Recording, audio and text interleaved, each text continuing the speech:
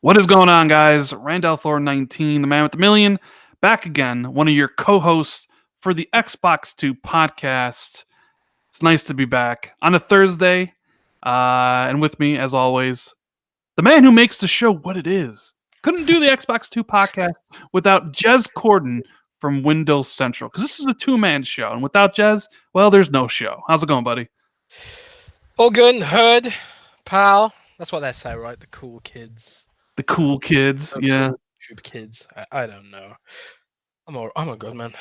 Chilling. I'm writing an article that's at like 10,000 words at the minute. So 10,000. How fast does it actually take you to type 10,000 words? Are you like super fast typer? I type about 350 words per minute. So I'm a pretty Ooh. fast typer. The issue with our system is that there's so much formatting you have to do. So you have to stop, paste an image in, make sure the code's checked, blah blah blah. If I was just straight writing 10,000 words, I could get it done in maybe, I don't know, a couple of hours or something. Any hints on what you're writing about? Is it a Xbox 2 leak, perhaps? No, Anaconda, Lockhart, sadly not. E3? What games? Microsoft new IP? Like, what are we thinking here, Jazz? What are we doing? I am shifting our best Xbox One games of all time article from one template to another template, so it has to be completely rewritten. The Sadly, Xbox One all-time best games? yes, for I every mean, single Xbox one. has no games. Well, Isn't that neat? Why do you need 10,000 words to explain that Xbox has no games, though?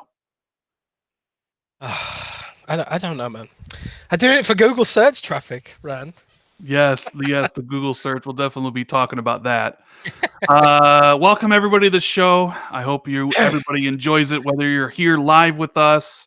I see we got DJ Singh, Gunstar, my bro Tim Dog. Love you. Talked to him actually yesterday. Whole bunch of different people in here. Rusty Bullet, DI Almighty Spartan God. Man, big turnout today. Hope you guys really enjoy the show. And if you're listening to it later, hi, how's it going? Hope you're having a great day. But as everybody kind of, mills into the room, make sure you guys hit the like button, share this bitch out, because YouTube doesn't really do a great job. And, we want to get as many people in here as possible. So what are we going to be talking about today? Well, those rumors that are flying around that Xbox Anaconda is more powerful than the PlayStation 5. Woo-hoo. Figured we talk a little bit about that. Does it matter if it's more powerful? Does it need to be more powerful? Can Xbox afford to just be the same as PlayStation? All that stuff. Days Gone reviews hit today, and it went from my timeline got pretty quiet. I ain't gonna lie. A lot of Sony fans were waiting with bated breath, expecting the next, God of War or next Spider-Man. And it doesn't really seem to turn out that case. So my timeline from my Sony friends it's like crickets out there right now for whatever reason. So we'll talk about that. We'll talk about Jez's article yesterday, which I really loved, which was inspired by Delilah HD about Xbox One neglecting, or Xbox in general, Microsoft neglecting their IP this generation. I thought it was a very well-written article, Jez, and we'll discuss that more. Mortal Kombat 11 and their whole microtransactions economy stuff. Jez basically writing articles for Google search tactics. How dare you, Jez? Getting into it with the creator and owner, Tyler of NeoGaf. NeoGaf fame. Jez, you're moving up in the world. Oh, man. I call it maybe moving sideways. Yeah. Man, I'm sure that dude saw a huge drop in revenue once literally his website crashed and burned and a new one was formed. But man, yeah, we do have a lot of stuff to talk about. So before we get into all that stuff, as usual, games we're playing. I'm sure Jez is playing Pokemon or some other nonsense, right? Playing Pokemon or something? No, actually, I haven't played Pokemon at all this week, believe it or not. Believe it or not, Rand, there's been no Pokemon in this house. What have I been playing? I've been playing randomly Far Lone Sales. Have you played this game? Yes. I played that the other week. I talked about it on the podcast. I really liked it. I thought it was really cool. Yeah, it's I mean, for those who don't know, Far Lone Sales is a sort of It's sort of a light puzzle game where you in a post-apocalyptic world. The art style's sort of very monochromatic. It's similar to Inside in a way. You can see there's a lot of Playdead inspiration there. But basically, you drive this sort of steampunk engine sideways across this gorgeous landscape and then solve puzzles along the way. You have to maintain your steam engine and stuff like that. It's just a sort of a really light artsy game. And I just randomly started playing it the other day and couldn't put it down. It's just great. Like you can complete it in one sitting. It's a really good game. Other than that, I've been playing, still slugging it through the Division 2. Although the guy I play it with is gone on vacation, so that slowed down a bit. I've been checking out Apex Legends a bit, Rand. Yeah, Apex Legends, Respawn has said some things actually today about the game Yes. and how there won't be a lot of updates. And I think that is a topic for the show, the Fortnite crunch or crunch in general, even with Mortal Kombat. But it's definitely interesting, basically saying they don't want to kill their developers. The updates are going to be more meaningful, so they're going to be coming in less often. They weren't really prepared for the huge what would you call it, momentum or huge uptake in players. So what do you I thought it was funny that I can't remember which website it was. I think it might have been Polygon off the top of my head, and I apologize if I'm wrong. But some major website put out an article saying Apex Legends has lost its momentum. Yeah. And then the same outlet a few weeks back had articles talking about how evil crunch is. So it's kind of like they're attacking they're attacking the devs for not killing its workers one week, and then attacking the dev for killing its workers the week before. So it's like, how do you find that balance? Yeah, and they said they're perfectly happy with how many people are playing it right now. Yeah. Like I say, I played it a little bit at some point just to test it out, but like I actually got kills this time. And I just the weird thing about it, and I'm sure other people have said this as well, and I've realized how light I am to the party here. You should see the mountain of work I've got going on right now, which is stopping me playing a lot of the games that I do actually want to play. But it made me want to play Titanfall 2 again. It does, doesn't it? Like it's so good. It's just that feel, that Titanfall feel that I love, And so I've reinstalled Titanfall 2 as well. I've been playing that a bit. Well, I mean, that's kind of what happened after Apex Legends came out. There was a big, huge increase in the player base for Titanfall 2. Yeah. I mean, people forget Respawn is a master of first-person shooters, whether they were at Respawn or when they were Infinity Ward under Activision or whether they were under EA making Medal of Honor. Like, they've created that genre. Call of Duty was their baby, Yeah, So, it was. It's amazing how Titanfall 2 still holds up. Yeah. There are some things that I didn't like about it coming in from Titanfall 1, like how the Titans felt a bit more squishy than they used to and stuff like that. But it forced you to change your play style and play a bit more tactically and actually use the cover a bit more. I used to go around as I can't remember the name of the ninja one. Was it the Ronin, the one with the big sword? I forget. I used to love going around as that guy and sort of picking off Titans at low health and then impaling them on this giant sword. I didn't really play it anywhere near as much as the game I feel deserved, and it had a really rock solid single player too. Yeah, but I love the campaign. But shout out to Tim Dog, my bro.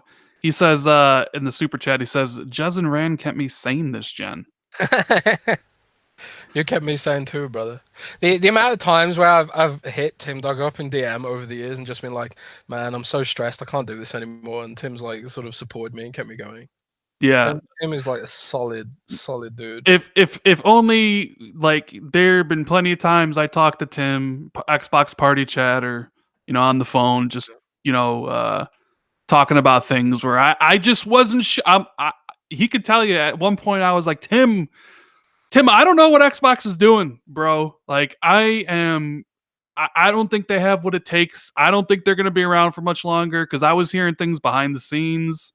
Didn't sound very good. This was before Phil got promoted. I'm like, dude, I'm worried. I am honestly worried. I know some people are worried now, but I was worried back when I saw the writing on the wall 2 years ago, and I'm like, I'm pretty worried about this. But yeah, so Tim kept me sane. So Tim's awesome. Oh, and one more game that I've been playing this week that honestly took me by surprise is World War Z. Have you played this at all? I have not, but everybody I've talked to seems to quite like it.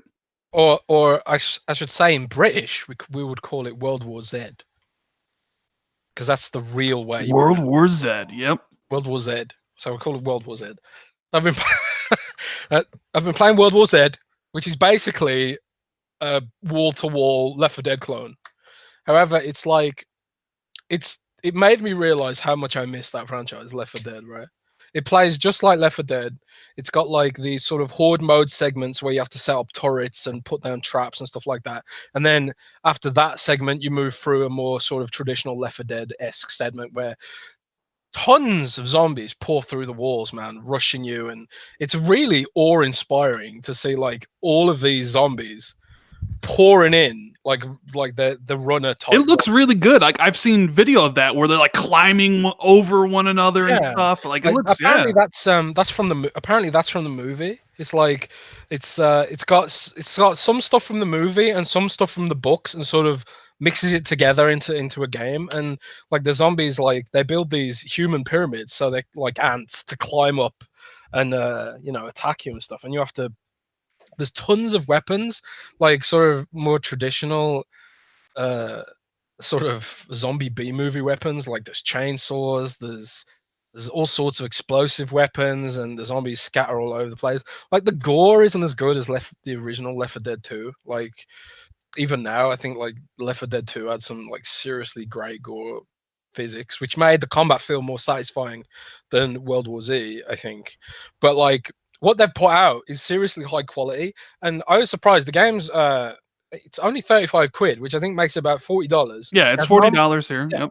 it has no microtransactions. Nope. It has um quite it has loads of different classes, loads of weapons to unlock. You can unlock talents that increase the way your playstyle plays. Like you can increase like the power of your Molotovs or whatever. And there's plenty of reasons to keep coming back to it and playing it more, and unlocking more stuff. I was really surprised, and I was especially surprised at the price as well, because I would have thought like as a licensed property game, they would have passed that cost on to consumers, but apparently they haven't. And Yeah. they've sold 1.4 million copies as the most recent announcement. An Epic Game Store exclusive on PC. Did you see how much they sold on Epic Game Store? Because they tweeted that out. I didn't. 250,000 copies on the Epic Game Store. I imagine that would have been a lot higher if it was on Steam. I mean, that's what people say, and it probably is true, or maybe it's not true. But like that tweet from Epic Games, like all the comments were like, "Lol, so much more on Steam," or it sold so much more. But I mean, 250,000 for that type of game on the Epic Game Store.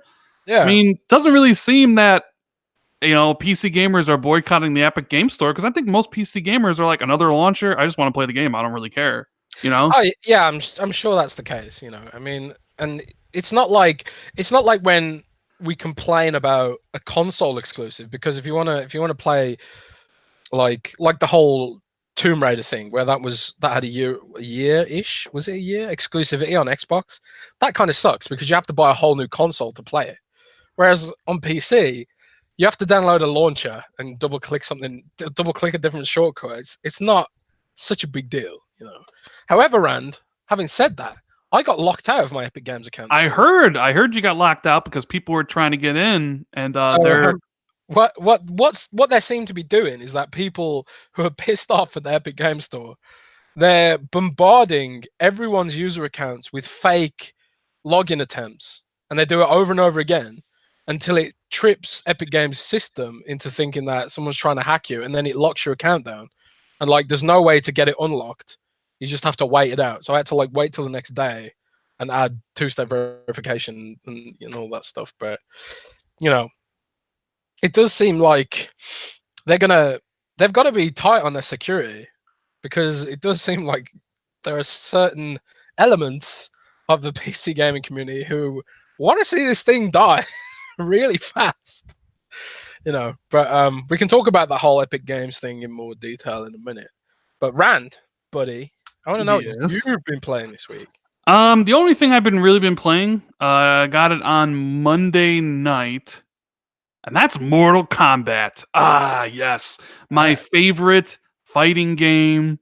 The game, I just have a really nostalgia, sweet spot for Mortal Kombat. I've been playing it since Mortal Kombat 1. It's like the fighter for me. I know some people will say Street Fighter is the one for them, or any other fighters that are out, like maybe Marvel versus Capcom. But to me, the king of fighters has been and always will be Mortal Kombat. I love that What's so good franchise. about it?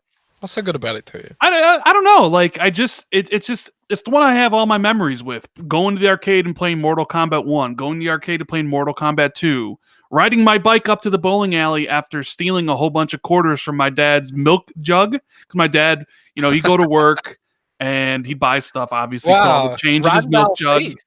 right?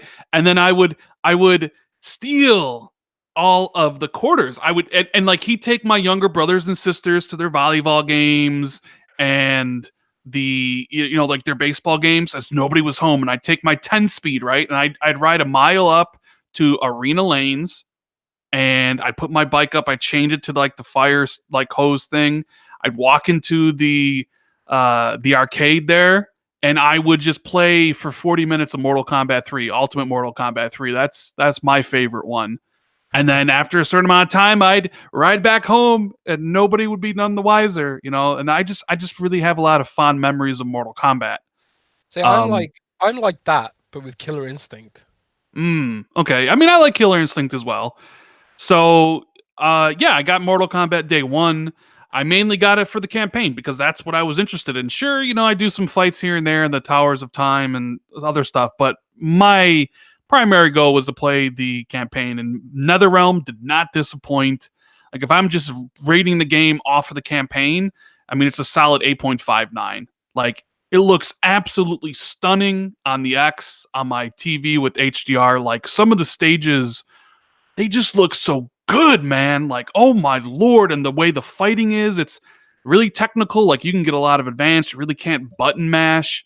Of course, there's all the fatalities, but the story's really good, man. Like, seriously, like NetherRealm, they have a story with cinematics and the presentation that rival anybody else in this whole like video game industry. And it's a fighting game. So it's about 6 hours long. I really enjoyed it. But then you get into the grind. The Yes, the grind, which grind. people have been really talking about. So I love Mortal Kombat 11. I played it for the campaign. It delivered in spades. If you guys have been listening to the podcast for a long time, you know that I don't care about cosmetics in games. I don't care what my Scorpion looks like. I don't care what my Liu Kang looks like. I don't care what my Shao Kahn looks like, right? But a lot of other people do.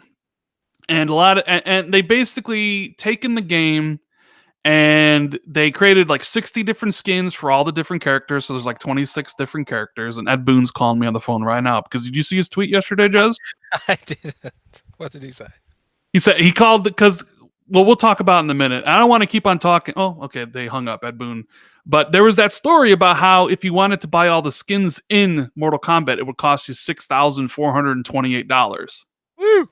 Like, That's a lot of holy money. cow!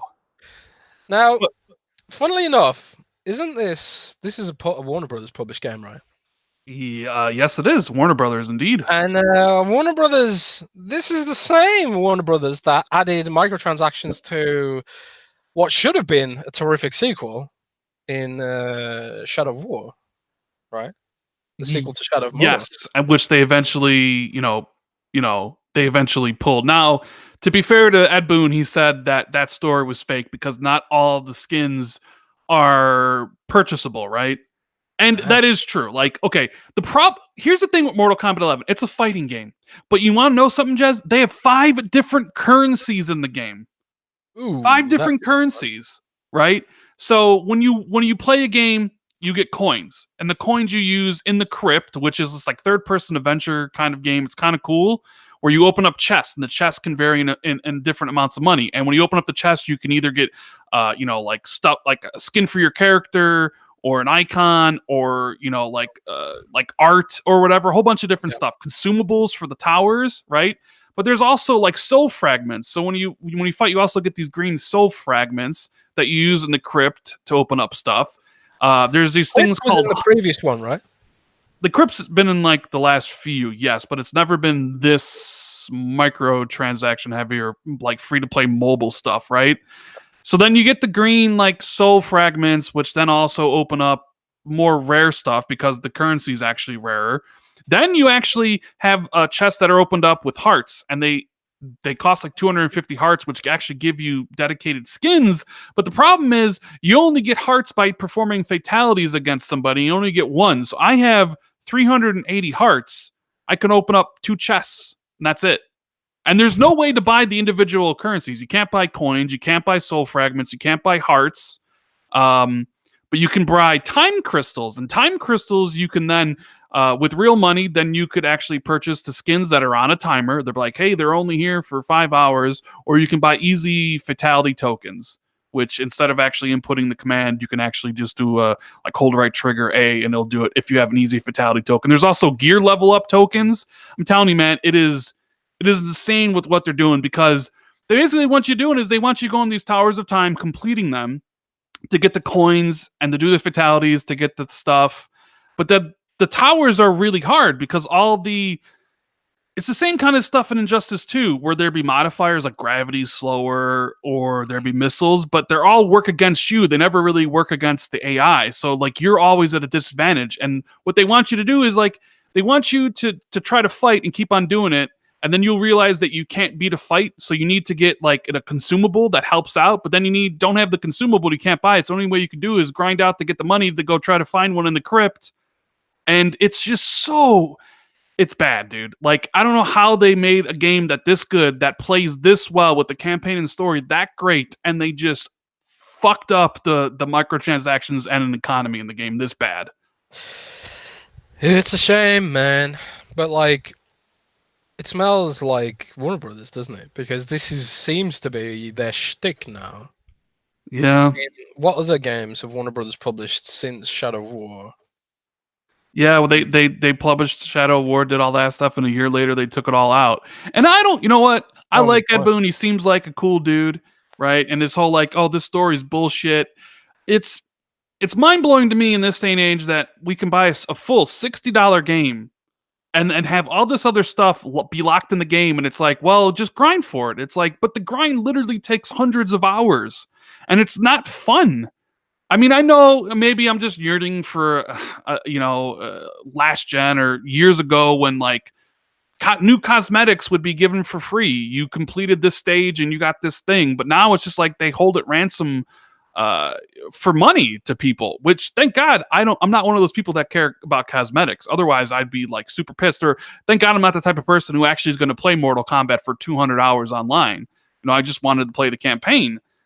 It's just it's further signifies like how greedy they say. And they came out and they said, we didn't mean for the Towers of Time to be this hard. And to that I say, that's bullshit. Of course you meant the Towers of Time to be this hard and the grind to be what it is. You just weren't expecting reviewers and literally everybody calling you out on it. And you want to know what another thing, Jez? They gave all the reviewers 1 million coins to work with, so they wouldn't realize how bad the grind was.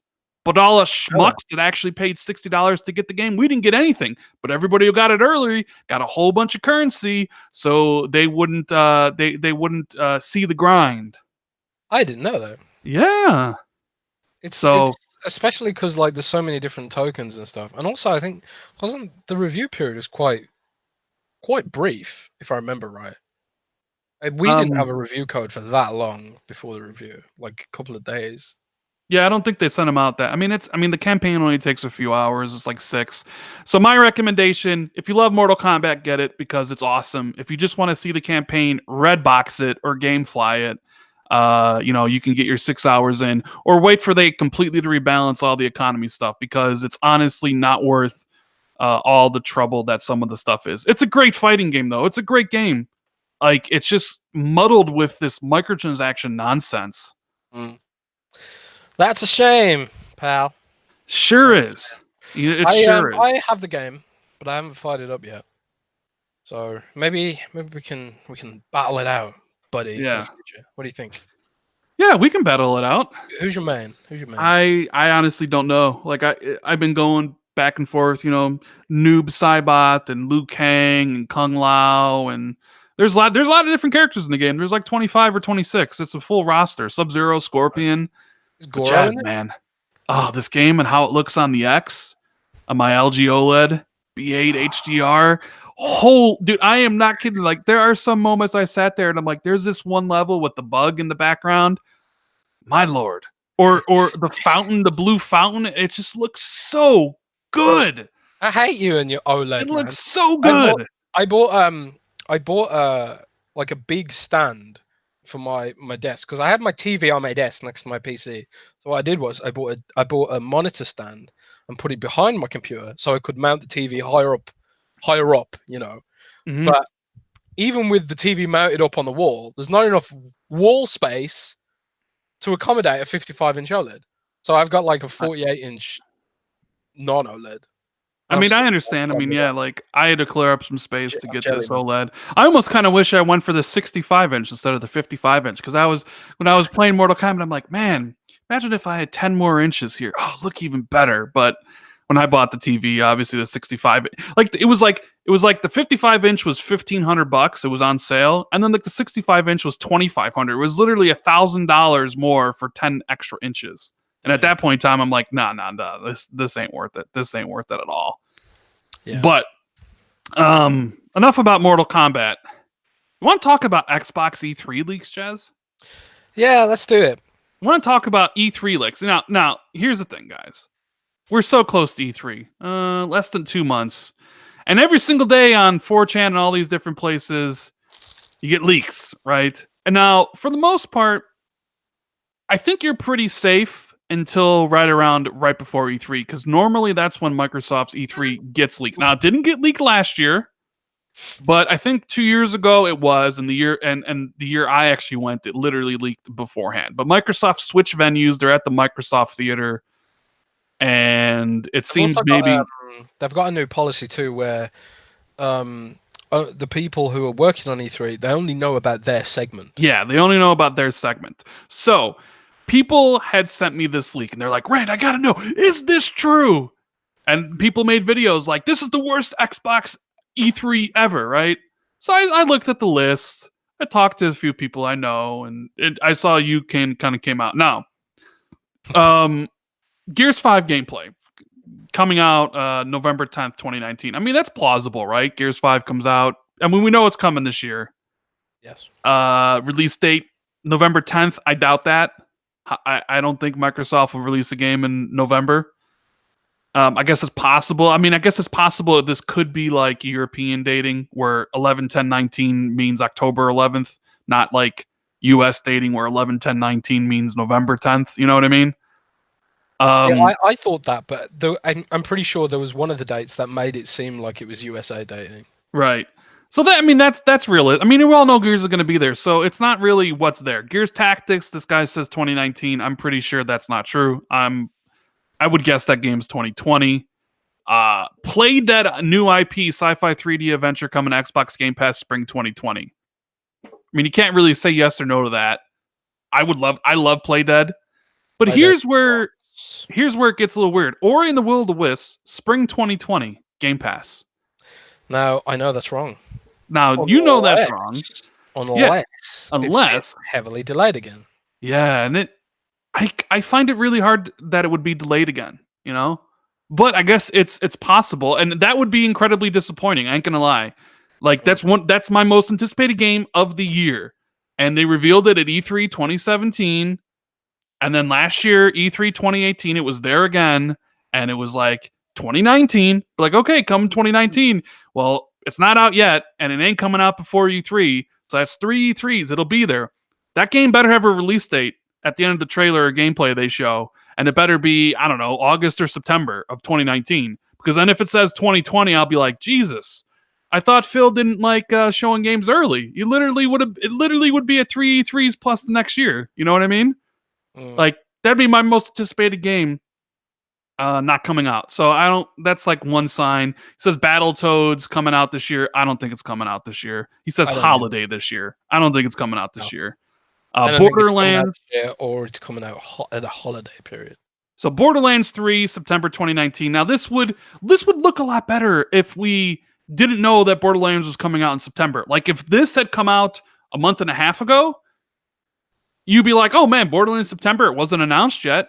And when it did get announced, you'd be looking back at this being like, "Oh yeah, this guy had Borderlands 3 right. Maybe he's right." Brink gameplay, Jez? Brink? For release next year? Like Brink what? I don't Excuse know. me? Brink was bad, man.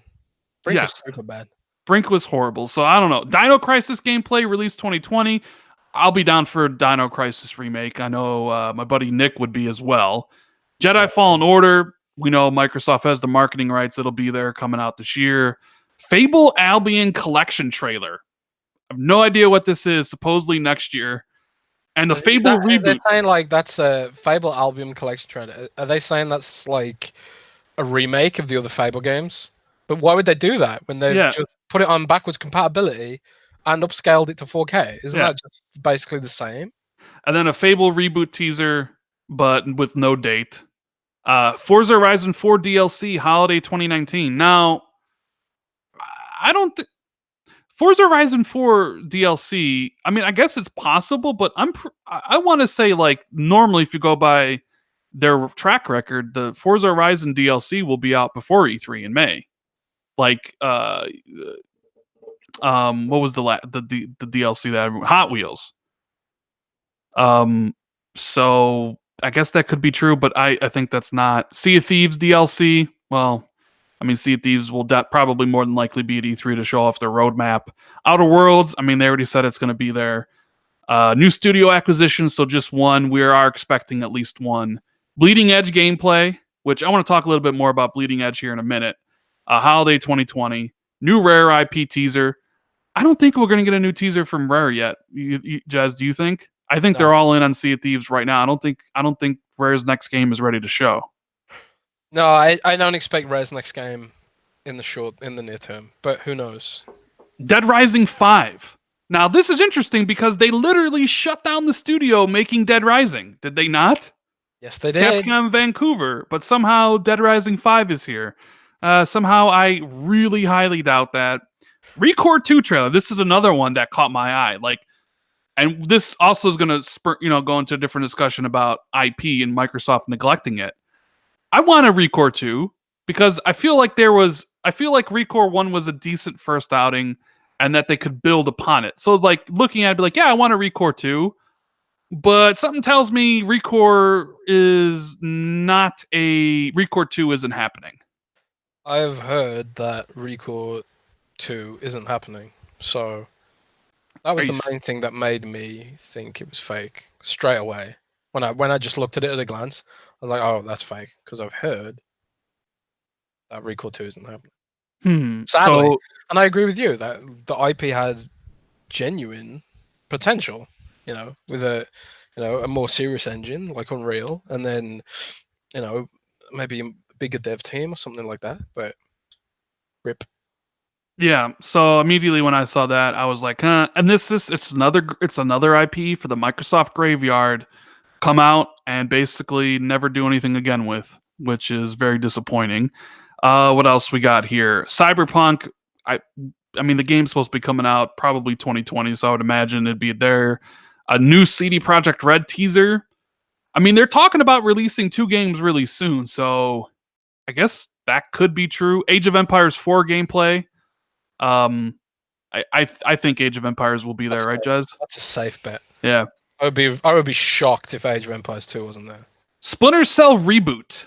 Oh, please, God, let this happen and not be a mobile phone game that Jez is. Well, it says Splinter Cell reboot. No, but you want a reboot, not a sequel. I want new Splinter Cell. I mean, if they literally rebooted the first game up to like modern standards, I'll take it.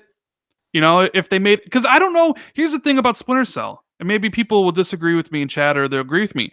I don't know how Splinter Cell works in current day Ubisoft. Like the type of games Ubisoft makes is not the type of game Splinter Cell is. Ubisoft makes giant open world games with tons of things to do, like, right? They don't make linear games anymore, which is exactly what Splinter Cell is. So unless they're building, The thing about Ubisoft is like they are flexible and they are willing to build projects that sort of don't fit in their typical sphere of what you expect. Like, for example, they made that whole Mario Rabbids thing. They make the Trials games, which are excellent. They did that. I can't remember what it's called now. That Toys to Life flying game for kids, Starlink. They did that, and apparently that Starlink game I've heard was literally just a dev team who were just like, "We've concepted out this game. Can we make it?" And Ubisoft was like, "Yeah, go ahead. Why not? Let's give it a go." You know. Apparently that is like they are willing to explore outside of that sphere of the Watch Dogs, right? Assassin's Creed. So I hope that they can pull it off because they have the tools, right? They've got like the whole Ghost Recon tactical systems they've got there, and if what I would hope is like, I honestly didn't like the recent Splinter Cell games. I thought they were like they felt too much like a cover shooter than a stealth game to me. I mean, I really like Blacklist. Like Conviction, not so much, but I thought And I haven't Blacklist was played really Blacklist, good. but I Dude, you haven't need played to Blacklist, play but Black. I mean, I even though Michael Ironside doesn't do the voice for Sam Fisher in Blacklist, it's still a really good game. And they just updated it for the X, so it's like 4K and all that stuff, so it looks really good. yeah. But I mean, I want Splinter Cell. I'm just nervous to see how they actually, bring it to the modern age. Halo Infinite trailer, beta holiday 2019, holiday 2020. I would expect Halo Infinite to have a beta. Whether that's this year, I don't know. But yeah, I mean, like lots riding on Halo Infinite. Xbox Scarlet teaser. Brad Sams has said, there's going to be Xbox Lockhart and Xbox Anaconda at the show. Obviously, probably even more confirmed now since Sony kind of talked a little bit about the PlayStation 5 already. So you can probably bank on that. And those consoles will be coming holiday 2020. So that's this guy's leak. I think most of it, obviously a lot of safe guesses here, but stuff like Forza or stuff like Recore 2, stuff like Brink, stuff like Ori and the Will of the Wisp being delayed to 2020, or Gears Tactics and Battletoads coming out this year, I or don't think Fable Gears Albion, Tactics. that stuff really doesn't ring true to me. But there is the one thing I want to talk about here: Bleeding Edge, Ninja Theory, Jez. Yes, Um, Leading Edge. so What there do you was. know? What do you know, Ryan? What do I know? What do I know about Bleeding Edge? Well, okay, so that leak came out from 4chan. I did a video about it that basically said it was a four player co-op sci-fi like game where you go to a bunch of different planets to find out what happened and all that stuff. It sounded like the canceled Razer game, the canceled project. Now, there are some things that lead me to believe it's true because the guy did say it's a four-player co-op sci-fi game that has a heavy emphasis on melee combat, which about 6 months ago, a buddy of mine told me, like the new Ninja Theory game, he's like, think Absolver. And Absolver is like melee combat. So immediately that piqued my interest. I'm like, okay, that kind of makes sense.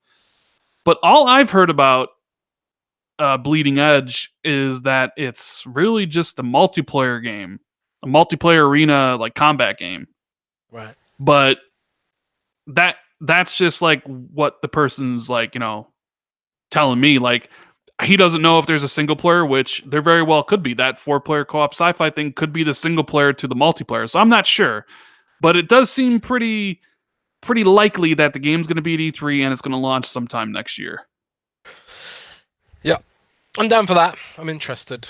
But, we talk about like Microsoft and whether they're nurturing their IP or not. Yes. It feels like there still feels like this whole emphasis on multiplayer games from Microsoft.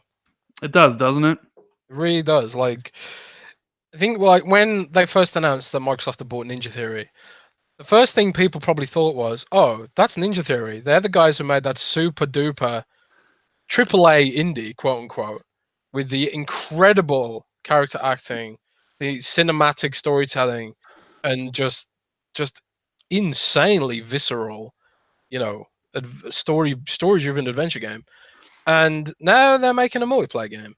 Well, I mean, also keep in mind Apparently. that this was the game they were making before Microsoft bought them, regardless, and Yeah. that's why it's so close to coming out to release. But yeah, there is a sense like it goes hand in hand with Microsoft's like whole like mantra this gen for the most part. Multiplayer games, co-op games, which they're really I mean, there's nothing wrong with co-op game. But if your game doesn't do well, it gets like basically shelved. Like, you know what I mean? Like you look at this whole gen and it's like if this game didn't really sell bucket loads, it gets put in the back burner, you know, if it didn't do as good as God, you know? And Yep. I was reading your article and I saw Delilah's tweet, and it really makes you think about like how Xbox One. This is just the lost generation of IP for them.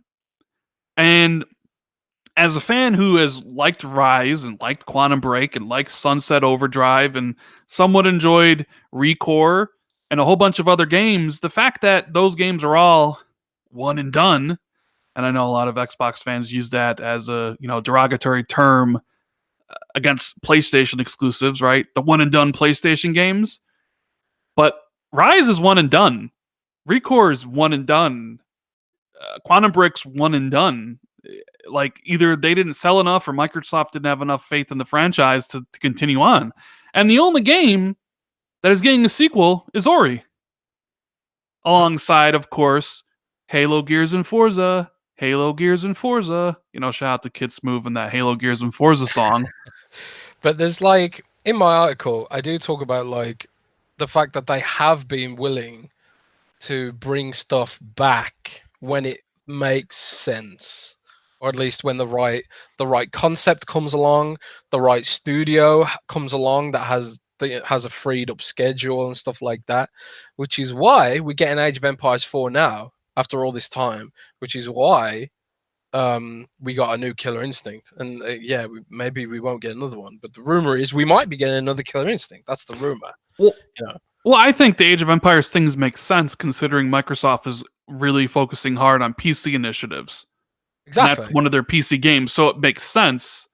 But But I mean, that's a niche category. Like no, it is PC strategy games, like some of them are very popular, like StarCraft and stuff like that, but it is a niche genre which doesn't lend itself that well to microtransactions.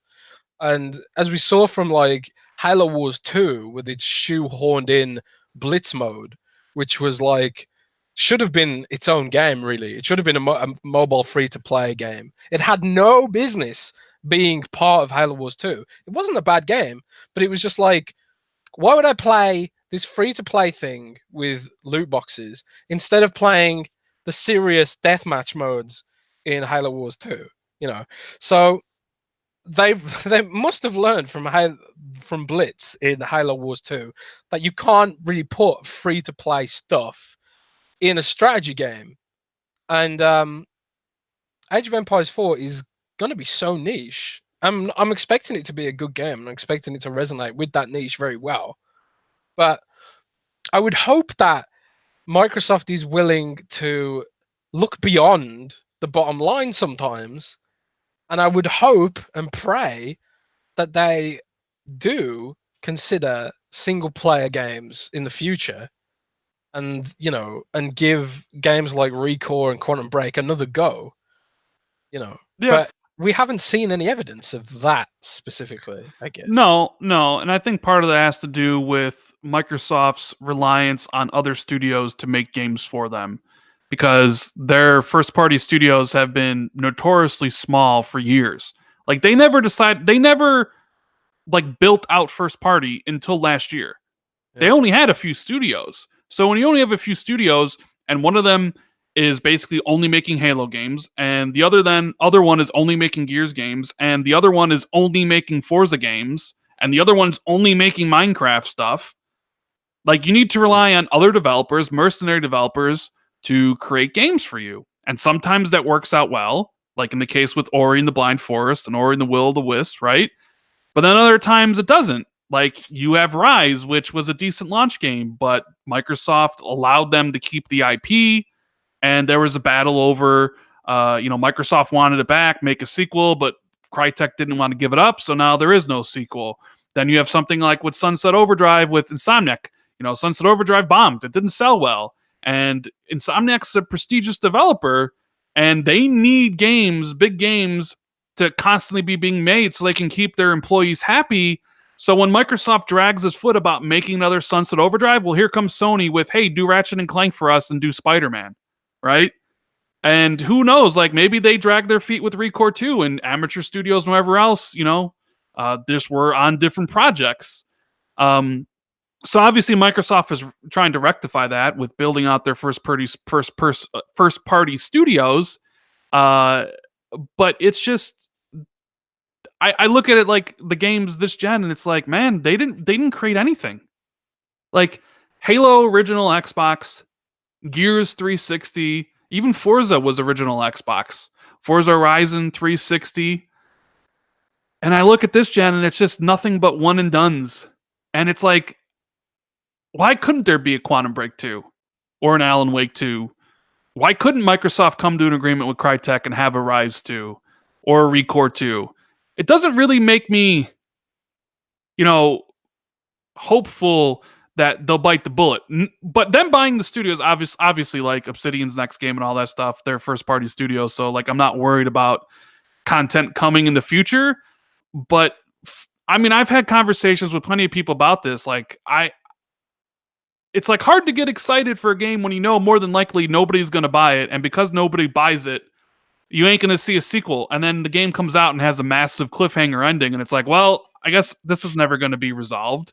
And you know what? Some people will say that, oh, well, Quantum Break was a one-off. We only intended for it to be one game. And to that I say, bullshit. Bullshit. I don't care what you say. Nobody makes one-offs in the video game industry.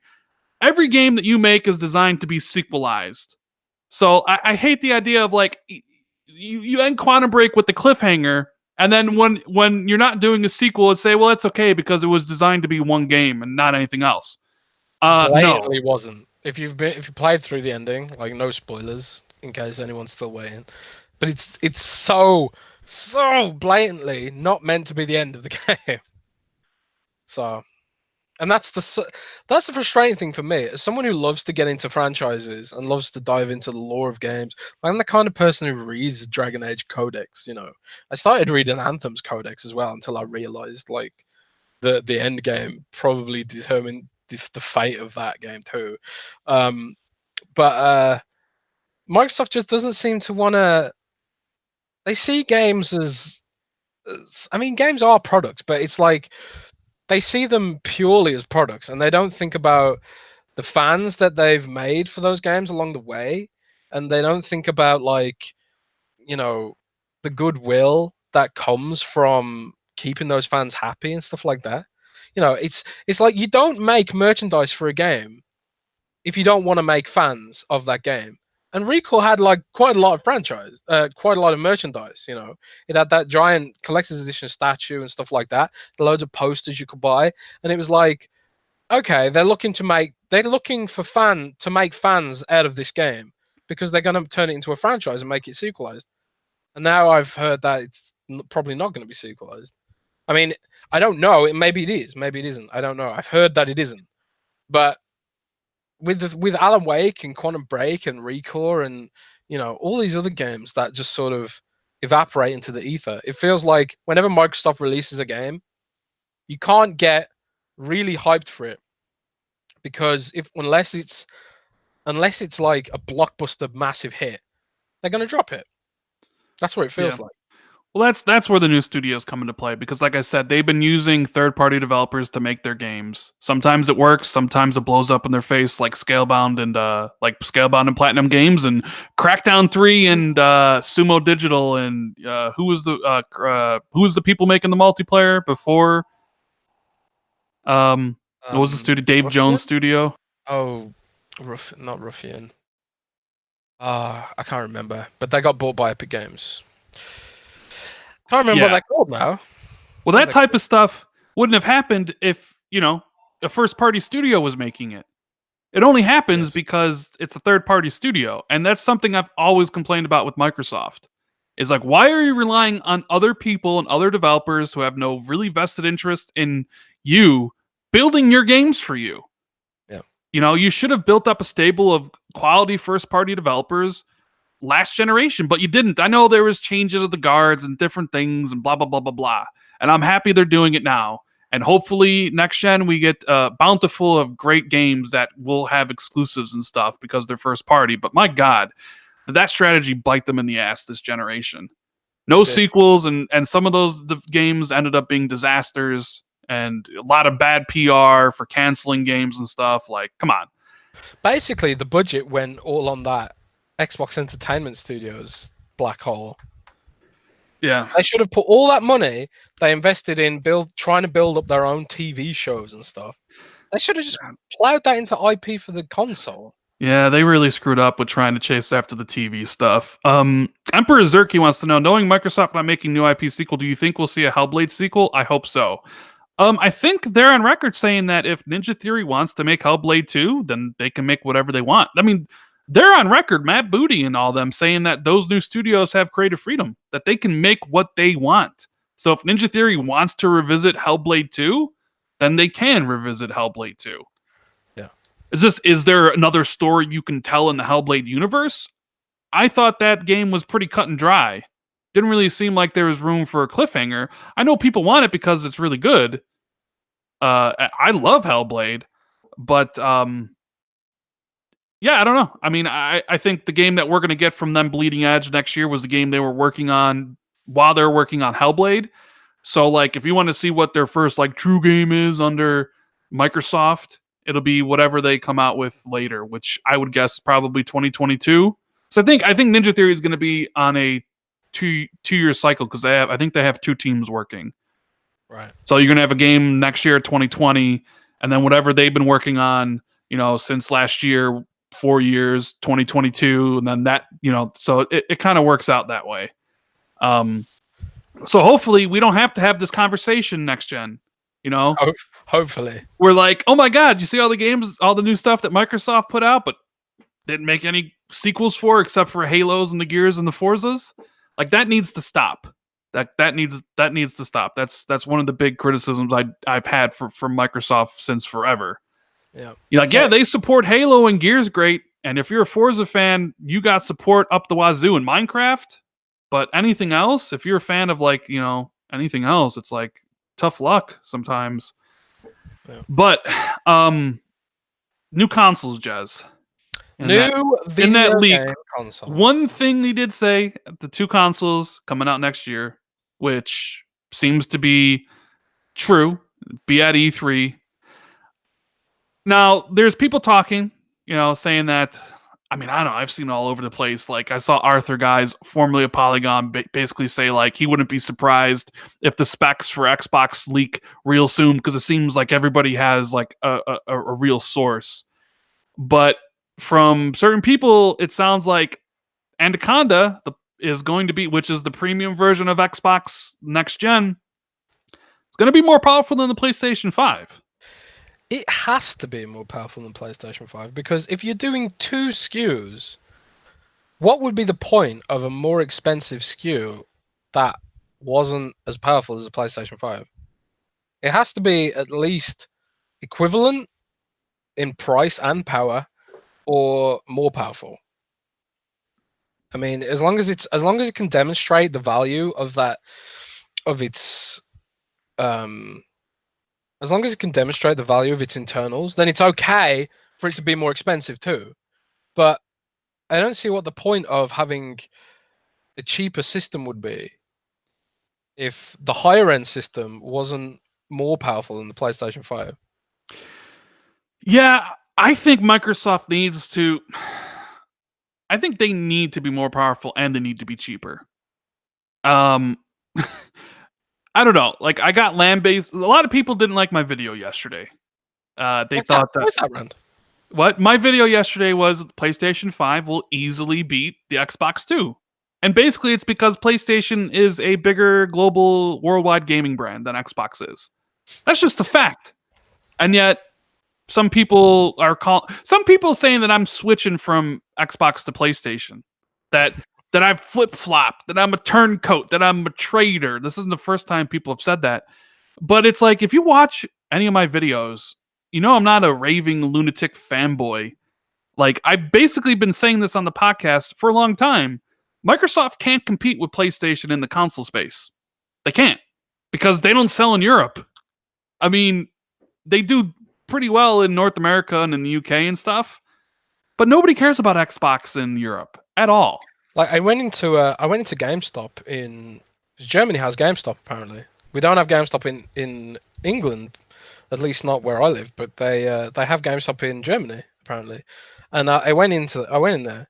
There was a huge section for Nintendo, a huge section for PC and PlayStation, a tiny little section for Xbox. You couldn't even buy Xbox digital code cards there. You could buy PlayStation, Steam.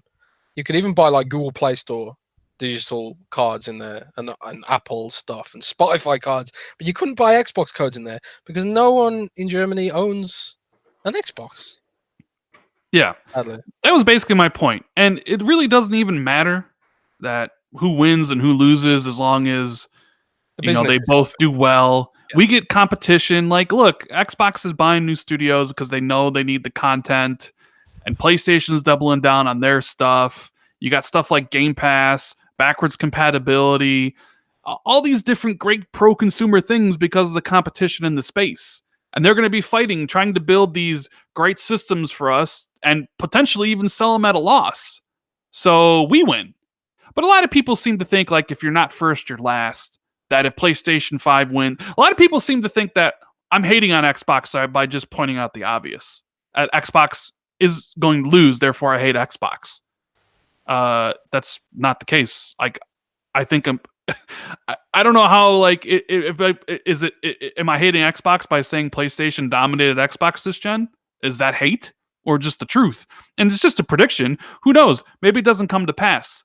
But the point is, because PlayStation is just a more popular gaming worldwide brand, Microsoft needs feathers in their cap. They need the price point to be cheaper, which is what they're doing with Lockhart. And they need a system that's more powerful. Because if you just do what PlayStation does and do it the same and be at the same price point, people just choose PlayStation. You know what I mean? Like, unless you're hoping PlayStation royally screws up like they did during the PS3 era, then you're not really competing. You're just hoping they screwed up. So, like, I don't know. To me, it's pretty, like, I just, it's my opinion on it. Like, it, and some people just don't like it when you say that, like, God, look at if any of you guys here, if you want to, like, to get a laugh, take a look at that video yesterday. It had 700 likes and 200 dislikes. 200 dislikes. It's pretty crazy.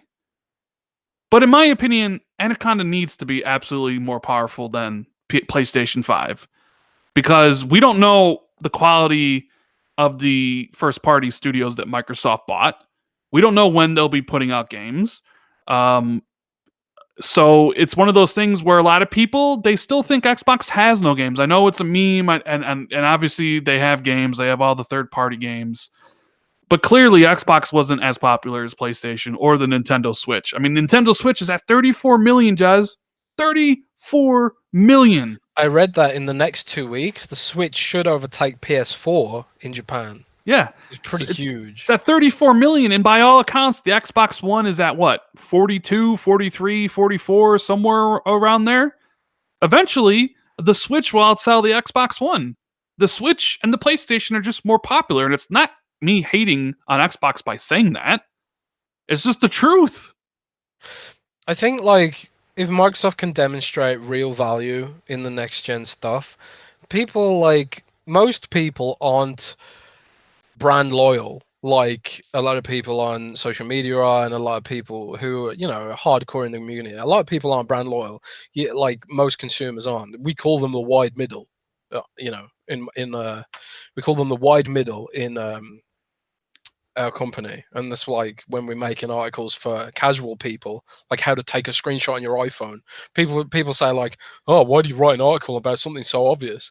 And it's because for most people it's actually not obvious. So I think, like, people will switch to Xbox if they can demonstrate real investment in their IP, demonstrate games that are like actually looking really good, and also have the feature set and the the right price and the right power, I think people could switch over. But the thing about this generation, this generational leap is a bit different to the last one, because now digital is like hovering above and beyond 50%. And also we're going to have backwards compatibility on both systems next gen, which wasn't really much of a factor in the last gen. So a lot of those people who are on PlayStation 4 now, and a lot of the people who are on Xbox One now, they're locked in by their digital purchases. Like, there is nothing that Sony could do to get me to prioritize PlayStation over Xbox. Like, I mean, sure, it's my job to cover Xbox, but if it wasn't my job to cover Xbox, like if I get a new job tomorrow doing something like, I don't know, if I become a plumber and I no longer have to cover Xbox, there's nothing Sony could do to make me switch to PlayStation as a permanent home. Like, I'll get a PlayStation for the exclusive, sure, but because most of my games are on Xbox, there's nothing they can do to get me switched. Do you think that's a big factor, the digital library thing? Yes, it's absolutely a huge factor, and it's smart that Sony, like the backwards compatibility thing. Microsoft used that as an advantage this generation. Sony's adopting it, whether you can say it was in the plans or because they had to because of the vocal backlash or whatever. But it's smart because this gen was all about digital purchases.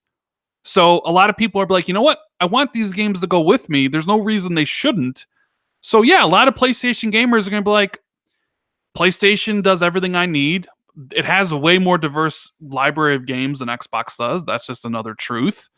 And they're just going to switch over to PlayStation 5 and have all the games they had on the PlayStation 4. I've always said that people will start talking positively about Xbox when they show that they can make really great games that aren't Forza and aren't Gears and Halo. When the other type of games do really well, like if you can just get a constant string of great titles, people will be like, "Hey, Xbox is back in the road. They're back on track. They're doing what they're supposed to do." Sure, people will be like, "Well, I don't need to buy Xbox because I got my trusty PC right here."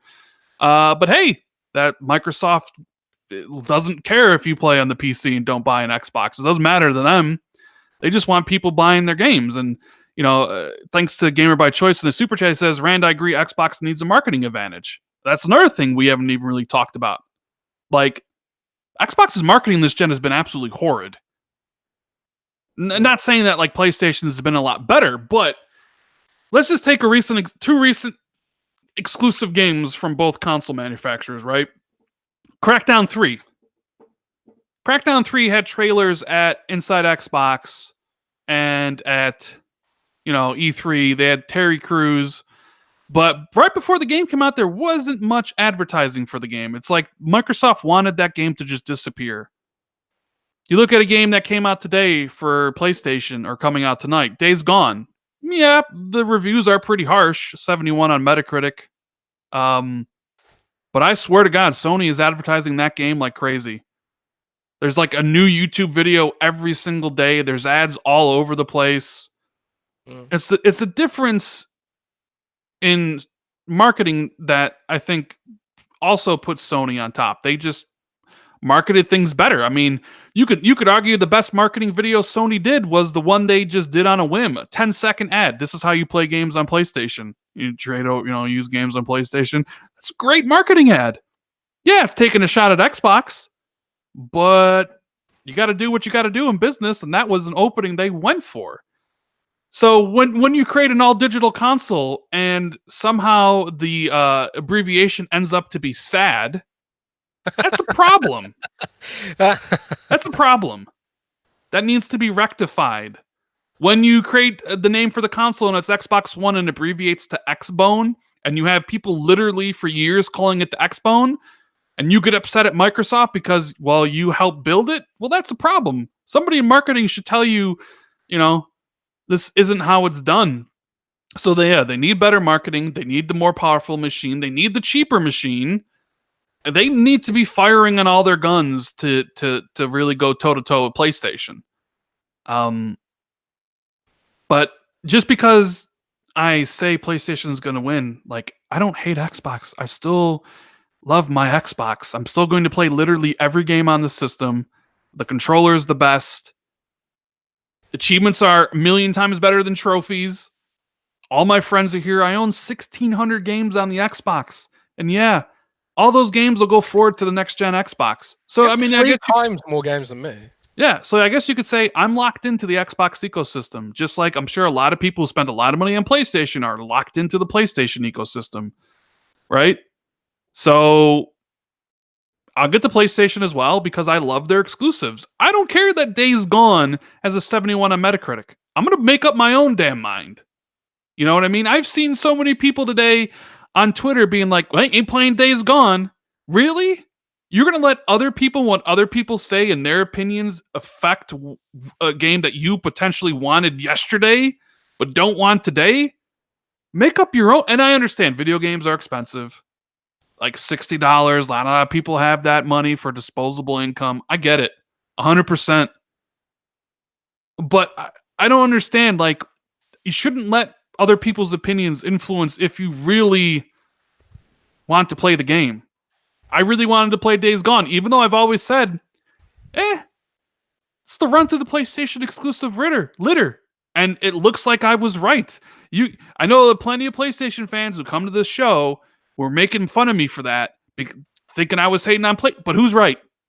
Who's right? Who's right? When I said Days Gone, something just it looks kind of generic. Doesn't look that good, especially in comparison to Ghost of Tsushima, Last of Us 2, Death Stranding, God of War, Spider-Man, Horizon Zero Dawn. I said Days Gone was the runt of the litter.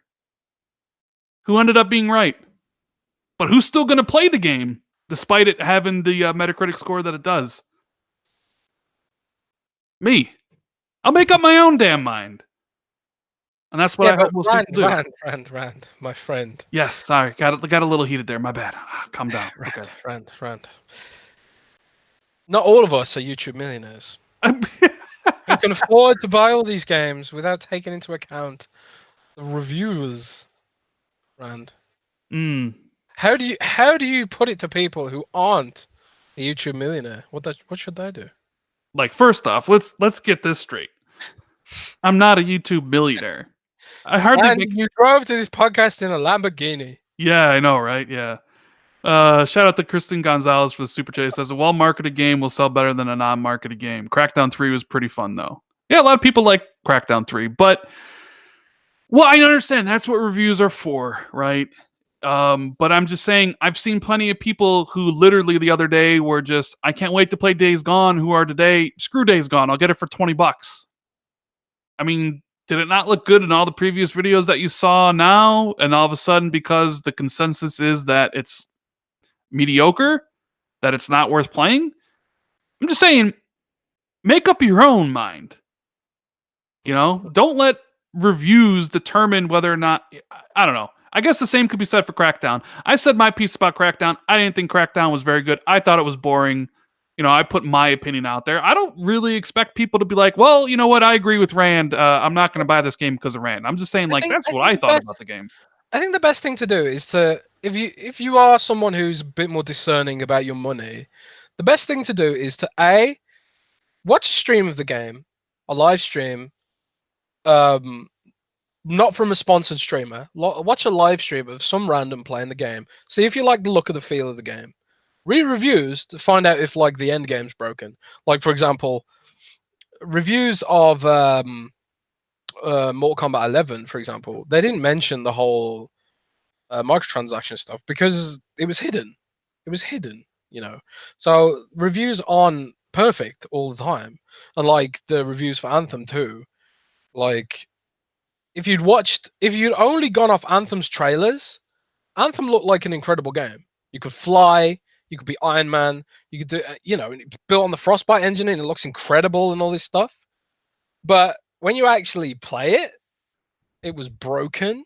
There was loads of stuff that didn't work with it. The servers were laggy.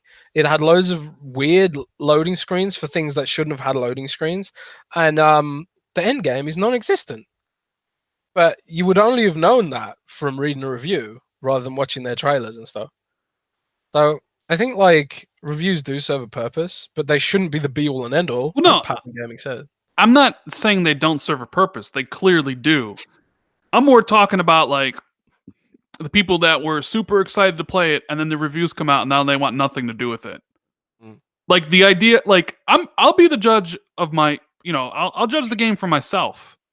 I was gonna buy the game, and I'm still gonna buy the game, and I'm still gonna play the game. If it's bad, it's bad. I'll say it in my review, but I'm not gonna let just because GameSpot gave it a 5 and IGN gave it a 6.5, and and it has a 72 on Metacritic, like that doesn't mean anything to me. Yeah, I played State of Decay for well over State of Decay 2 for well over 100 hours. You know, Yeah, like I love zombie games, and I'll play Days Gone as well, even if it's janky.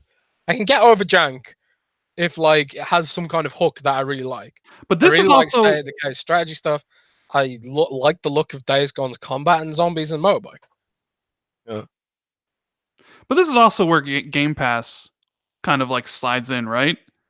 Yes, Because indeed. if Days Gone was in some sort of Game Pass thing for PlayStation, everybody would still play it, like Microsoft has with their first party games.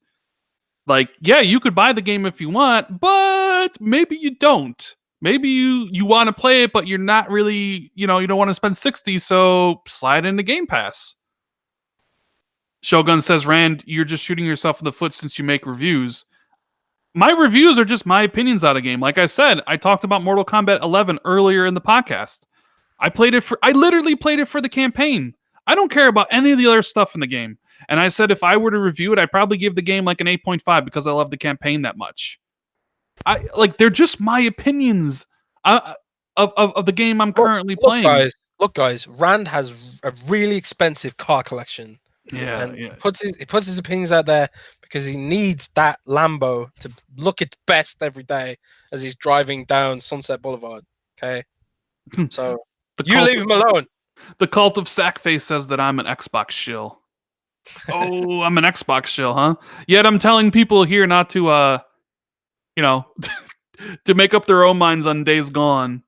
Well, the cult of I'm the Sackface is a Xbox. Sackface shill. I know, right? He's literally in a cult for Sackface. Yeah, I am an Xbox shill. Nobody's been harder on Xbox this gen than me, but I'm an Xbox shill. Please, just because there are certain people that have suddenly woken up and realized that the last 2 years for Xbox has been garbage, suddenly negates the people that have been saying it for the last 2 years that it's been garbage the whole time. Yeah, I don't. It's just a random. It isn't though. Anyway, what is the next topic, Rand? What is the next topic? I want to talk about how you're writing Google searches for things in Google search that don't exist yet. Like what? Like how you got into it with Tyler, the creator of NeoGAF. Okay, so on background, someone linked me a thread. Actually, no, it wasn't a link. I was browsing our stats page for the site, and I saw that one of our articles was getting a small traffic spike from an old friend, good old NeoGAF. And I was curious as to why we were getting a spike from NeoGAF, and I went over to the site, and some dude had written a rant about one of our articles that one of my colleagues wrote called "Can the Xbox One S All Digital Play Discs?" And the article was basically just no, it can't play discs. And here's what you should do if you want to play discs. And he seemed upset with this. And then there was a whole thread of people like, "Oh, look at this is what games journalism has become now," and stuff like that. And it was just funny because I criticized that thread, and then the CEO of NeoGAF came to criticize me and told me to toughen up because I'm criticizing that thread. So it was a bit funny. We had a bit of a back and forth, and then he went away. Yeah, because I thought the article was needed because I knew people would have the same question that the article basically answers. Can the Xbox All Digital Edition play discs? Because nowhere in the actual title of the the system doesn't say it can't. Sure, maybe it says on the box it says disc-free gaming, but I'm sure people are wondering, so they're providing some sort of information like, hey, by the way, if you're searching for this, no, it doesn't. Yeah, I mean that's the reason websites write articles like that, is because whenever you want to know something, Rand, what do? If you want to know something and you're sitting at your computer, you hammer the question into Google, into your address bar, straight away.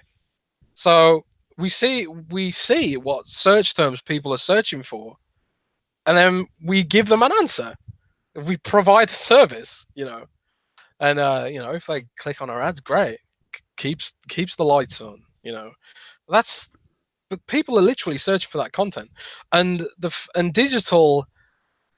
The content on a disc is digital, so technically, an all digital console could still have a disk drive, and also potentially Microsoft could allow the Xbox One all digital to have a USB based disk drive potentially. Potentially, yeah. So It's just interesting because I also noticed a bunch of interesting articles coming up, like, and I can't believe these are even articles, but like, when's the best time to take a piss break during Avengers Endgame? people literally search for that, though. I know. It's like People Avengers literally search for it. Endgame is 3 hours long, and for some reason people can't hold it in for 3 hours. But it's like, we're gonna literally IGN and GameSpot and Mashable have all these other they have all these articles about when's the best time to go take a piss during Avengers. I've never seen it for any other movie that has ever come out. Maybe I just can't think back to like 2001 or 2003 when Lord of the Rings came out. But literally, that's an article on IGN. When should you take a piss during Avengers Endgame? I bet that article's doing crazy traffic, just like our can the Xbox One all digital edition play discs. That did really good traffic because Yeah. people are searching for it. They want to know, and they want to know without having to read a whole website. They don't want to read a review of the Xbox One S all digital edition to find out a single question. So we just provide the answer. And the thing about those articles is they don't even hit the front page of the site. They typically just go straight into the back end, and then when you search for it in Google, you get the answer straight on Google. You don't even have to click on the article, really. So it's just funny. Yeah, shout out to Shoguns for the super chat. He says, "Cheers, we appreciate the support." But I'm actually going to see Avengers Endgame tonight at 11:20 p.m. my time. Isn't that And dangerous? I mean, what do you mean dangerous? Someone might steal your Lambo at that time of night. My Lambo. Shut up. I mean, no, I'll be definitely getting out late. Like the movie's like 3 hours long, so it'll be like 2:20 ish, right? 12, 1, 2, like 2:20 when the movie gets out. But I wanted to see it tonight because, quite frankly, I don't want to get a chance to get spoiled. I haven't gotten spoiled yet. I didn't want to wait till tomorrow, so I'm like, I need to go see it tonight. I've got That's a what I'm confession, doing. Rand. I got a confession. You ain't gonna like it, Rand.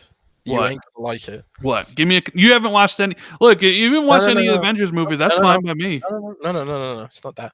I watched. There's two, right? There's two Avengers movies. I watched the two Avengers movies coming back from. I think I was coming back from Seattle on the plane, and I didn't like them. I was bored. I was really bored, actually. Yeah, that's okay. I don't get it. I don't get why they're so good. Update, guys. It bugs me because there's this whole phenomenon going on. I can't be a part of it. We have an update from Chris Munson, Mr. Xbox Fan Fest. He says Xbox Fan Fest winners have been chosen. Emails are getting prepped and will start going out after 3 p.m. Pacific, which is in 5 minutes. Hitting inboxes between it and 3:30 p.m. I will confirm when they've all been sent. Be sure to check those spam and junk folders too. Good luck. And I'm going to repeat that. Good luck to anybody who, wants to go to FanFest, who've registered. I know there's a whole bunch of people out there. I saw Relevant Native say that. And yeah, if anybody who actually applied to be in FanFest, hopefully you all get in. I will not be going this year. So unfortunately, maybe next year we can all meet up. But yeah, keep your fingers crossed. So I'm not allowed in. Yeah, because you're not a fan. You're press. So Sad. I see Mr. Dealer Gaming is in chat. What is going on, buddy? Patman Gaming. I saw Zalker. See a whole bunch of people here. We appreciate the turnout. I think we had like 540 here, but we have 460 now. Mainly because we're talking about Avengers and when's the best time to take a piss. So you want to When's do the us best a time? favor. When's the best time to take a piss during When's the the best time to Xbox take a 2 piss? podcast? Yeah, I know, right? Probably like whenever I'm talking is probably the best time to take a piss during the podcast. Make sure you hit the like button. Got 158 likes, but there's 470 watching. It's so easy. Just go down there and click the little like button, the little thumbs up symbol. Helps out a lot. Appreciate it. And look, even more super chats coming in. Gamer by choice. We appreciate your level-headed gaming logic. Thank you for being real. And that's all I'll ever be. Like, I'm not a character on YouTube. Randall Thor 19 isn't some character that's pulling a heel turn or a face turn like wrestling terminology. It's just my thoughts about stuff. I try to be as real as possible. Yes, I have a preference for Xbox, but I don't praise Xbox to just shit on PlayStation. And I'll never, and I don't praise PlayStation to shit on Xbox. So you won't really see that coming from me. And PMS Jordan, the Queen of Green, Jez, Queen of Green. says, spoiler alert, Superman and Batman team up to save Iron Man's life in it.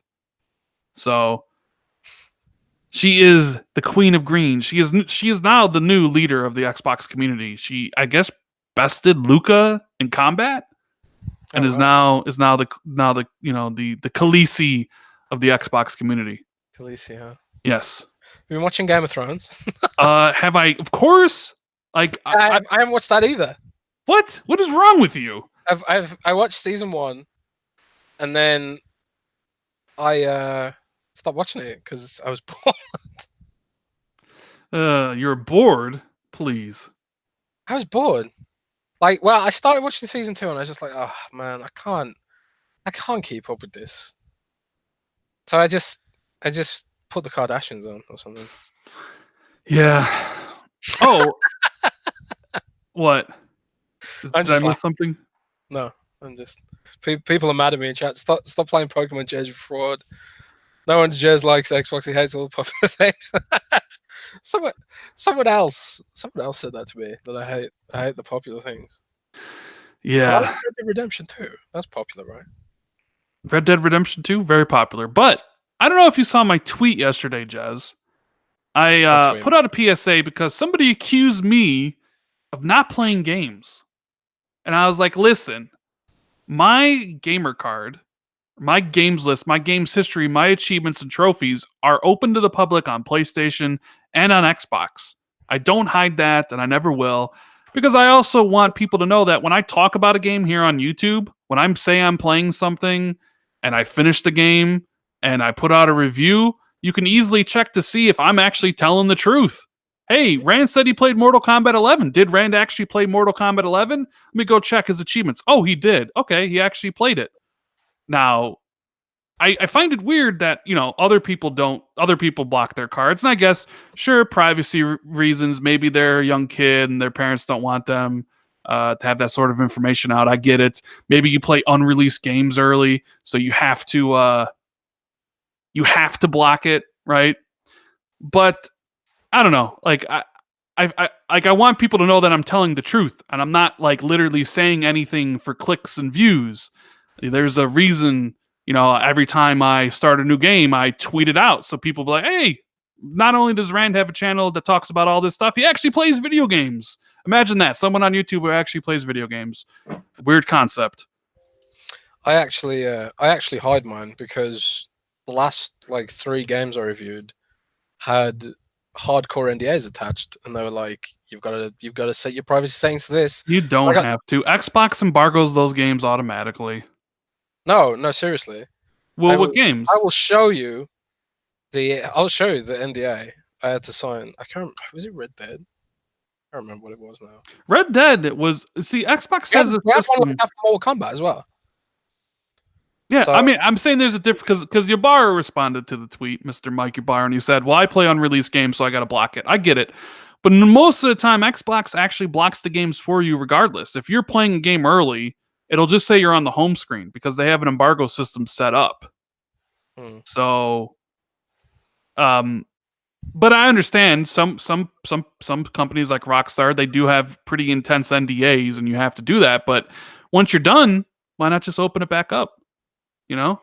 Because it's hard work. It's literally a button press. It's hard work. Literally a button press. Hard work. So, yeah. Tweet Platypus says, Rand, you got 8,000 achievements this month alone. 8,000 gamer score. Yeah, I mean, that's better than look. I think I hit 1 million in 2016 at E3.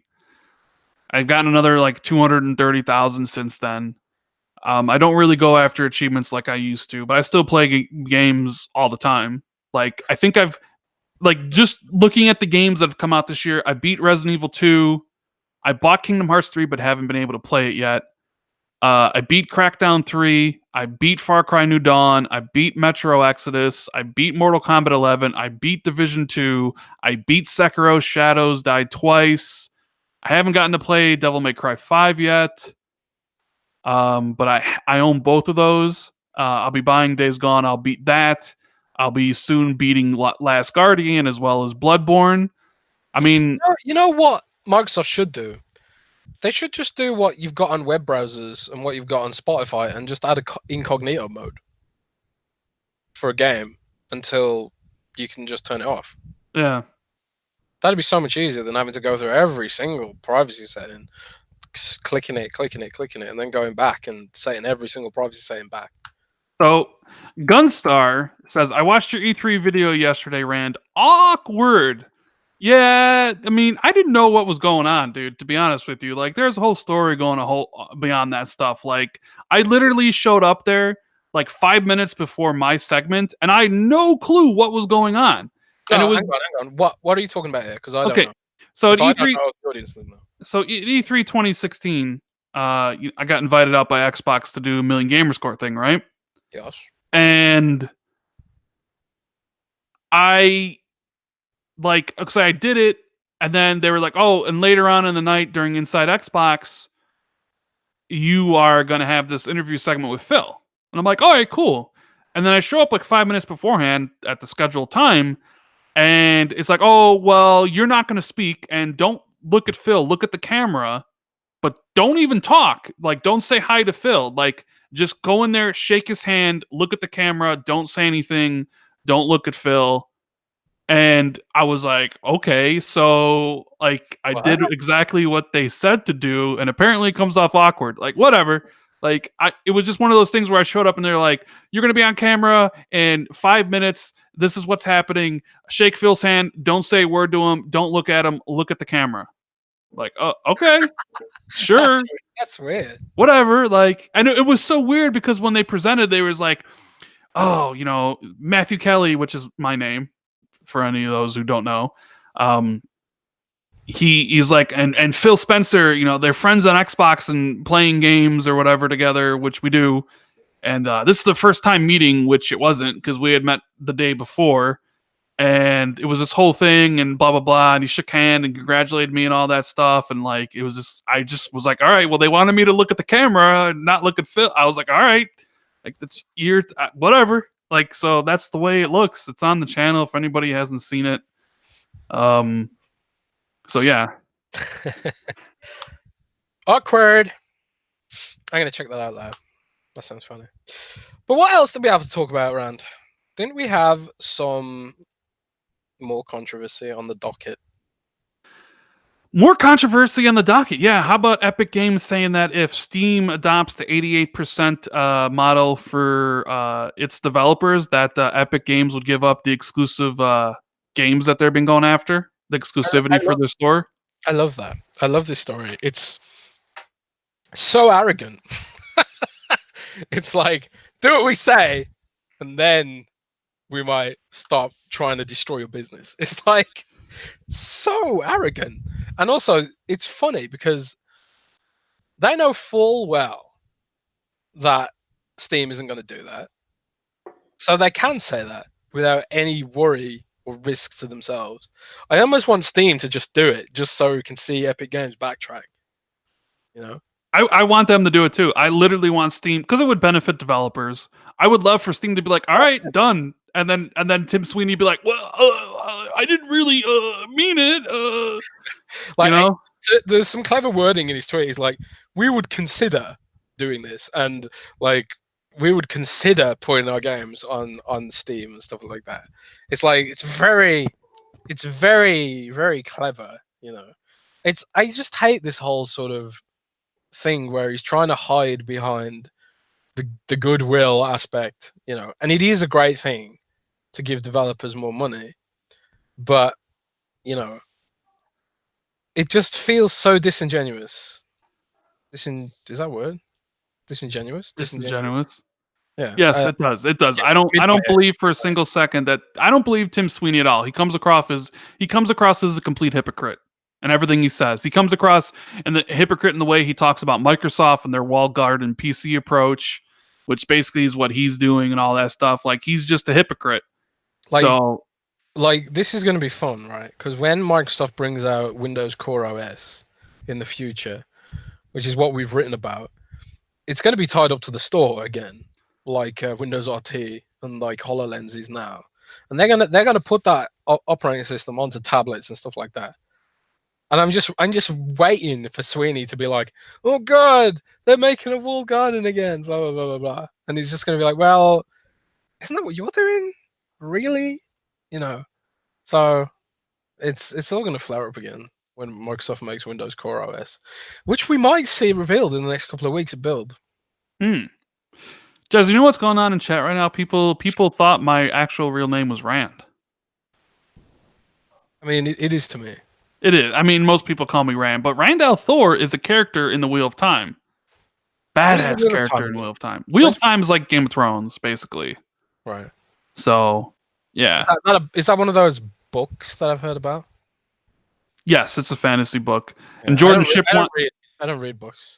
Jordan Ship wants to know, Rand, what did you win for the E3 Million Gamer Score? I didn't win anything. Like, I didn't get anything. Like, I know Stallion83, who was number one, who is now no longer number one. Isn't he? Who's number one now? Smirnoff's number one. Stallion's probably going to be number 4 by the end of the year. Like, I guess Dang. he retired, quote unquote, or just like me, was just at the point where it was like wasn't really worth doing anymore because there's so many garbage games that come out every single month or every single week. And I mean, I don't know. Like, I got to go to E3. I mean, they paid for, they didn't. I flew out there and paid for that, and I paid for, I stayed at a friend's house, but like they gave me a badge to go to E3, and that was like my dream. So that was paid for by them. And I got to meet Phil and Ybarra, but I was already friends with them beforehand.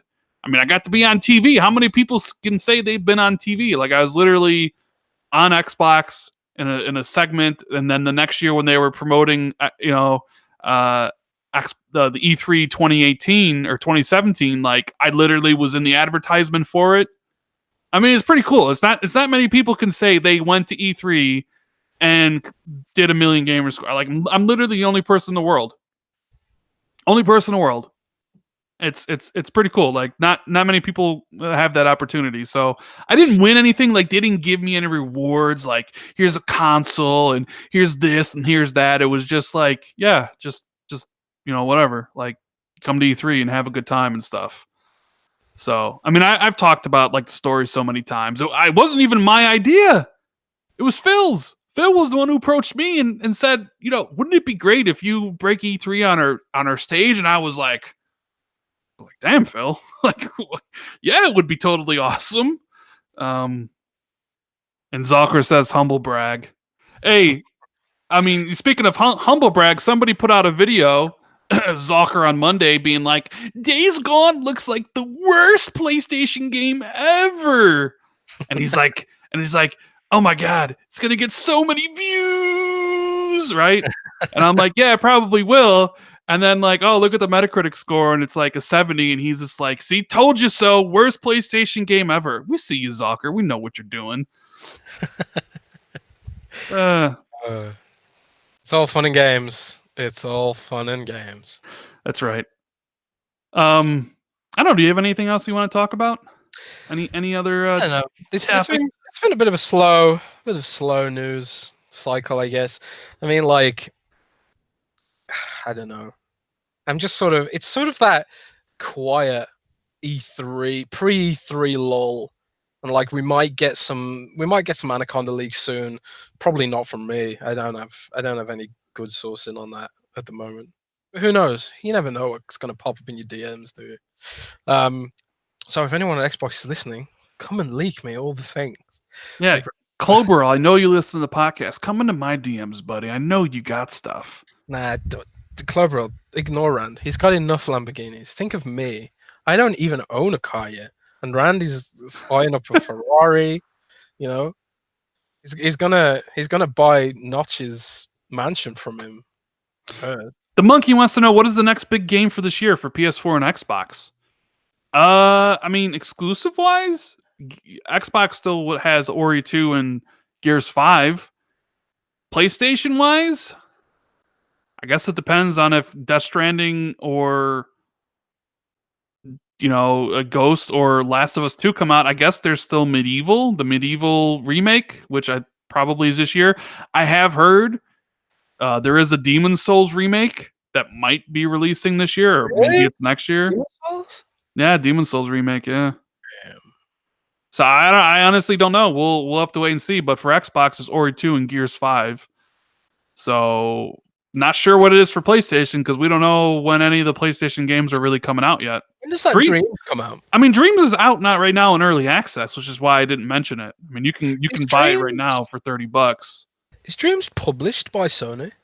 Yes, they own Media Molecule. Now this is the weird thing, right? Why is it that big companies like EA and Microsoft refuse to put games like Sea of Thieves and Crackdown into early access? Sea of Thieves has basically been in early access for a year, in my opinion. Yeah, And then you've got like games like Anthem, which should have been in early access. Fallout 76 should have been in early access. Probably still should be in early access. I tried to play Fallout 76 the other day, and within 15 minutes I got to crash the desktop, and then I got disconnected in the next 15 minutes. So why is it that those devs are afraid to put things into early access when they could save themselves a lot of PR negativity by putting it into early access and just saying, "Yep, Sea of Thieves is out now. It's in early access. Next year we're going to add a 20-hour story campaign, which is dropping on the 28th in 2 days, which will arguably bring it up to like the level of quality that it should. it probably should have been at launch. Yeah. Because I think early access is still looked at as a bad thing. Where something like Dreams could probably get away with it because of what that game is. It's a creative game. Other people are building things from you. They need, it makes sense for that. But like honestly, Microsoft can't come with one of their own games and say it's early access. I'm sorry. Like Sony couldn't come in with Last of Us 2 and be like early access. Like I think maybe for the type of game it works, but for Sea of Thieves, I don't think it would work. Because they'd just be like, well, why not just give it an extra year? You're Microsoft. Like, what you don't need, you really need early access so people give you money. Because isn't that what early access is for? Is people buy into the game so they can get money to continue development and then be a part of that shaping the game? Like, are you saying like Microsoft needs the money for Sea of Thieves up front? And then, right? Isn't that the whole point of like early access? Yeah, okay, I see your point. So, like, wouldn't that be just kind of be strange for Microsoft to do it? Yeah. I mean, I get how it makes sense for Dreams, but I don't know if it. And they have the whole insider beta stuff, but yeah, and like Kevin Mack says, you can't charge $60 for early access. Didn't Fortnite charge money for early access? Fortnite is still supposedly an early beta, right, or beta, whatever. I think I think it still is. I don't know if it's came out of it yet, but the Fortnite Save the World before it was called Save the World and before it ripped off PUBG. I mean, let's call it what it is. You had to pay to get into early access, and it weren't cheap. I actually paid for the deluxe edition early access so I could get the extra keys to give to some friends, and that cost like $150 or something ridiculous. Yeah. But there was this. So one last topic, and then we'll open it up to any questions that people may have. So get those questions coming. And I'm looking at you, Face. I know you've been aiming to ask a question all podcasts, and I'm sure you'll be the first one we answer. But dude, what is going on with crunch? in the video game industry comes out that Fortnite, in order to put out all those updates every single week, they have people working 70 to 100 hours and people crying at their desks. And you have stuff coming out about Mortal Kombat 11 and how bad it was at NetherRealm Studios. And since they're the only AAA studio in Chicago, they basically have a stranglehold on like new grads, and they basically just like wear them out. Like honestly, it seems like, and then there's the stuff with BioWare recently. Like, what is going on, Jez? It's tough, man, because ultimately the blame lies on the federal government in America for not doing more to protect the rights of workers, frankly. Because if there's no laws to protect the rights of workers, and there are people who begrudgingly will work ridiculous conditions and ridiculous hours, then you end up in a situation where if one company's doing it and you're not doing it, you're not being competitive. And that's just late stage capitalism, right? So in Europe, in the European Union, there are far better rules and rights for workers when it comes to employment and contracts and stuff like that. And especially as pertains to contractors, because a lot of these people are contractors who end up in these dire situations because contractors obviously have less rights. They're self-employed, and basically, if you're stuck in a temporary contract, you don't have the same rights as someone who's fully employed, right? So it's a complicated problem that either needs to be tackled by the whole industry agreeing together, or the government needs to step in and actually put forth some legislation that actually could make things a little bit fairer for people, Yeah, 100%. Like, it's like you knew something was going on with Fortnite. The fact that they're getting out those updates so quick, like you knew something was going on. Like, that's the only way that it could be possible. But it's like, I don't want, like, I love gaming and I love the games that we get from these developers, but I don't want them to kill themselves, providing me these games. Yeah. So I mean, I guess it's like, okay, if Ori needs to be delayed to 2020, like, in that guy's leak, then okay, delay it. Like, take all the time you need. Don't kill yourselves over these games. But I know there's things that that have milestones and they have deadlines to meet. Because at the end of the day, even though the games are artistic, it's a business, 100%, right? And if Yeah. you can't provide what you said you'd provide at the certain time, then you're out. And games need to come out. Games need to meet those dates, because we have to sell this game and it needs to impact our stock prices and all this stuff. So I mean, what are you going to do? I just hope they don't kill themselves over it, because I don't want a video game industry in 10 years that's so burnt out, that nobody's making games anymore. That's what they basically said in because Respawn today delayed. They said we're pushing Titanfall 3 because we want to get Apex Legends into a better position, and we don't want to. They addressed the whole crunch thing, didn't they? In their blog. Yeah, pretty much. I don't want to paraphrase. I don't want a direct quote, but like a paraphrase. It was something. It was something to the effect of, we don't want to force our workers into crunch and stretch ourselves. We're going to push Titanfall and then do Apex Legends properly, which is the right approach to take, right? So that kind of shines a spotlight on the whole thing. And a lot of the reports that we've had about this whole crunch thing from different outlets, they tend to focus on employees that had worked there and then left or got fired or whatever, for whatever reason, or existing employees. And the employees that are happy and maybe have a different opinion, they aren't the ones who's going to violate the NDAs. I'm not saying these things aren't happening, but I'm saying that I really want to hear both sides of the story. And ultimately, crunch is bad. It's bad if it exists, in any form, it is bad, right?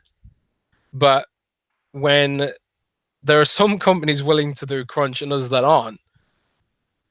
They put a pressure on the publishers to be competitive with those companies that are crunching. So I think like legislation needs to come down from higher up, or the industry needs to unionize or whatever. But I'm not that familiar with like the federal level state law and federal versus state laws. I'm not very familiar with how powerful unions actually are in America, because from my understanding, they're not actually that powerful compared to some other countries. Mm. But it's a complicated topic that I'm not that well qualified to reply to. The only thing that we can probably all definitely agree on is that a contractor working 60-hour weeks to keep his job sucks. Yeah. Their job. Yeah. That is true. So hit us up with some questions, guys. Yeah. It was a great show. I love doing the podcast with Jez. I hope you guys really enjoy listening to it, whether here live with us or later on. And we'll continue to keep on doing the podcast because people seem to like it. So yeah, hit us up with some questions. I'm going to be going to see Avengers tonight. Can't wait. Don't spoil it. I don't want to get spoiled. And I hope everybody who applied for FanFest gets in. I think emails are out now. Although I do have a feeling there will be a lot of disappointed people, obviously, for raffles like this. But first question comes from Gunstar. Question: is this E3 do or die for Xbox in terms of exclusive? They've had 3 years of listening to the community now. Huh. Do or die. Well, I don't really think there's any do or die. Like a lot of people said last year was do or die. And, Microsoft committed to building first party, which was my number one major problem. In terms of exclusives, I don't really think so because Sony's not there. I think next year would be the true do or die. You have basically next gen starting. What do you have on tap for this generation, right? Both Sony and Microsoft. I think that would be the do or die. I do expect Microsoft to kind of show more maybe this year than they would want to, just because all eyes will be on them and nobody else. And this is like E3 is the time of the year where even people that not into gaming actually pay attention to gaming. So you want to put your best foot forward and show people what you have. But I would say next year, Jez. Yeah, I think like next year is the big one, isn't it? Because that's the year we're going into next gen. So I think like they can get away with, this year they're going to be giving third parties a lot of floor space because they are providing advertising for devs who usually would have the option of going to PlayStation or Xbox, but this year they've only got the Xbox option for a lot of them who don't have their own press conferences. So it's going to be a bit of an interesting one, I think. But I don't think it's do or die. That's next year, maybe, I think. Yeah. But again, there's no real die for Xbox because Microsoft is huge. And, they went through the Red Ring of Death period, which was arguably a worse PR disaster than anything else. Even my parents were asking me about Red Ring of Death. Yeah. Is our house going to burn down? Is your Xbox going to make the house burn down? Stuff like that. So, yeah, it's interesting. Hey, shout out to Murder of Birds, another fellow YouTube creator here. He's got a big channel. I've actually known the guy for quite some time. We used to boost games with him back in the day with Stallion. So it's nice to see you here, buddy. Glad you enjoyed the show. So appreciate it. Appreciate you stopping by. Devin wants to know how much Anaconda is going to cost. I would say either 500 or 600, no more, no less. One of those two price points. I'm going to say the same. One of the things that people who hate me, they always come back to this Reddit post where someone said, "Jez, how much do you think X is going to cost?" And I said something like the best you can hope for is about $400. And then it was $500, and everyone's like, "Oh, Jez leaked that Xbox One X was going to be $400. Look how wrong right?" And it was just like, come on. If someone just asked me to guess, man, whether 500 or 600, one of those two. It won't be 400. It won't be 700. It'll be either those two prices. All right, here we go with Face's question. He's been asking this, probably wanted to ask this the whole day. How will people tell the difference between PlayStation 5 and Anaconda if both systems are running most or all games at native 4K? It's a good question, Jez. Well, there's a lot more to the way a game looks than its resolution alone. You've got things like weather effects, ground clutter, texture quality, draw distance. There's so many different ways to showcase a game. And like the big one next gen is going to be ray tracing. So ray tracing is very intensive because you are basically calculating refracted light, and it creates like these vivid. A lot of the reflections and shadows that we see in games right now, they're basically painted on and fake in a way. But like with ray tracing, you can sort of synthesize a more realistic like photon refraction. You can puddles with real reflections on them and stuff like that. Like there's not that many games that do it that well right now, but like Frostbite is one of the engines that does support it on PC, and Metro Exodus famously supports it as well. So go and check out those videos. And I think the real difference with next gen will be how well the consoles produce this ray tracing effect, which really adds an extra dimension of realism to a game. And it's very intensive right now. Like even the most powerful PCs need to be upgraded to really get the most out of this stuff, or you're compromising other things like resolution. Like you might be able to get great ray tracing if you knock down the resolution to 1080p or even less, but then you're losing pixels, so the image quality is not sharp. So there are loads of ways that Xbox Anaconda and PS5 can differentiate themselves in terms of their power. And it's hard to imagine when you're talking about it, but when they show you the difference, and Digital Foundry is going to be all over this, no doubt. Of course. Because it's going to be like, what's the resolution? Is it checkerboarded? Is it 60 frames, 30 frames? What system runs it best? How does Lockhart handle all that stuff?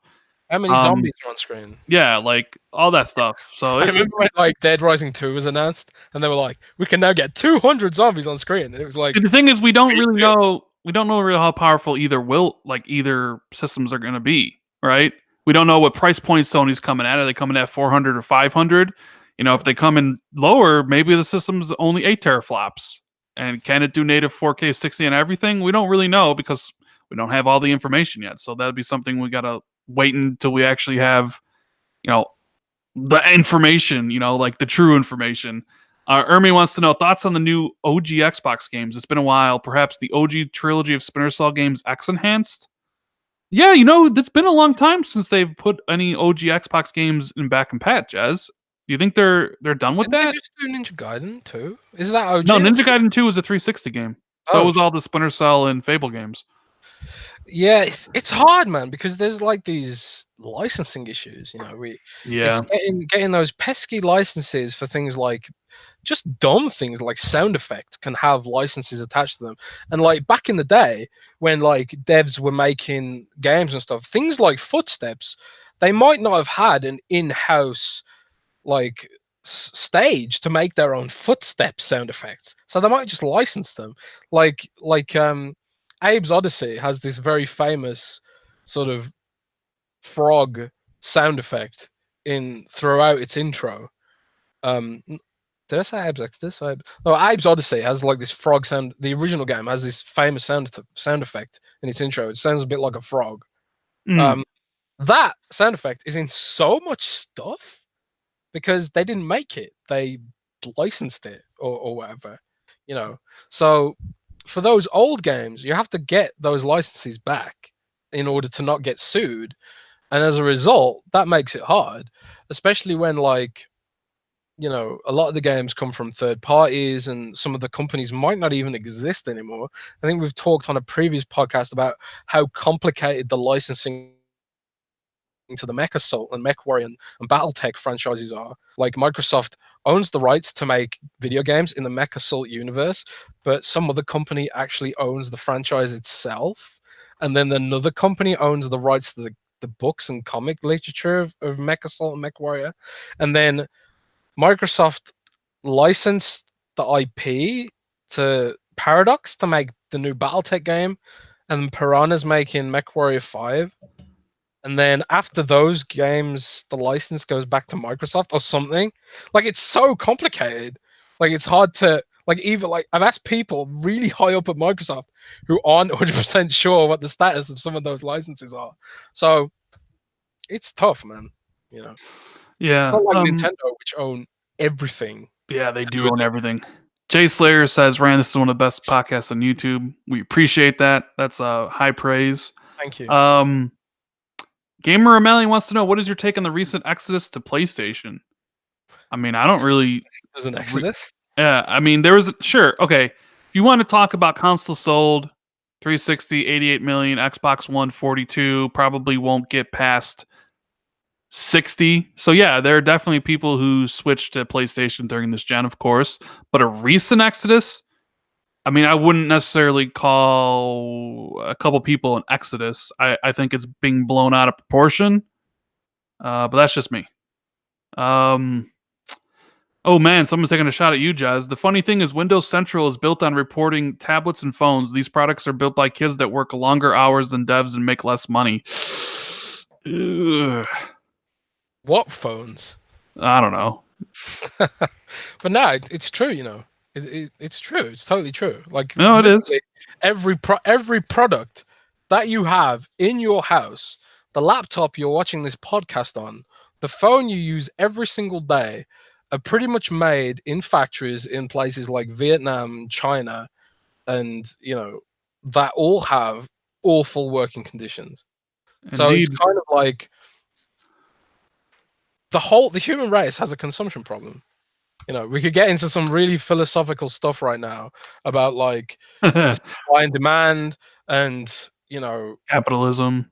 capitalism, and the way like it's like it's Western demand for crap that's driving quality of life down in some of these countries. You know, and unfortunately, the only way to stop it is for all of us to collectively agree to stop buying phones, to stop buying laptops, and to go and live in the woods and live off the land. Or force the companies to build them here at a decent price, but then at the same time, your The iPhone that iPhone- was $1,000 is now $3,000. Yeah, exactly. So there's always a It- trade off. Yeah. Serge wants to know, Jazz, do you think the next Anaconda will use the dual 7 nanometer GPU design? I have no idea. Jazz doesn't know. I'll be completely honest. I like some of this more advanced chip stuff is a bit above my head at the moment. Yeah, you want to know the advanced chip stuff? Hit up Dealer Gaming. He's pretty Yeah. good with the tech stuff. Patman wants to know what time zone I am because he might be seeing Endgame around the same time. I'm in Central time zone, so 11:20 Central. Jason wants to know which of the new studios will have something to show at E3. I think Ninja Theory and potentially Playground Second Studio. I think that's it, though. I don't think any of Jazz. You think anybody else will have something to show? Well, I mean, Obsidian will show Outer Worlds, but I'm hoping to see Wasteland 3, and I know you don't care about it, but I absolutely love classic RPGs, and In Exile and Brian Fargo are gods to me. So I am hoping that we'll see at least something of Wasteland 3. You know, because it's been a couple of years since it was announced now, and they have grown the studio. I'm also hoping that like they'll announce Bard's Tale 4 for Xbox, which has also been on the cards, and it's also coming to PlayStation, by the way.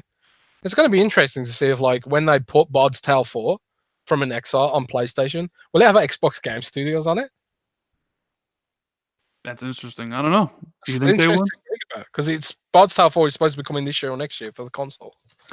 So Galliifin 1969 wants to know: do you think there'll be any reason to upgrade to next Xbox from the One X? Absolutely. oh yes, it's going to be a big leap.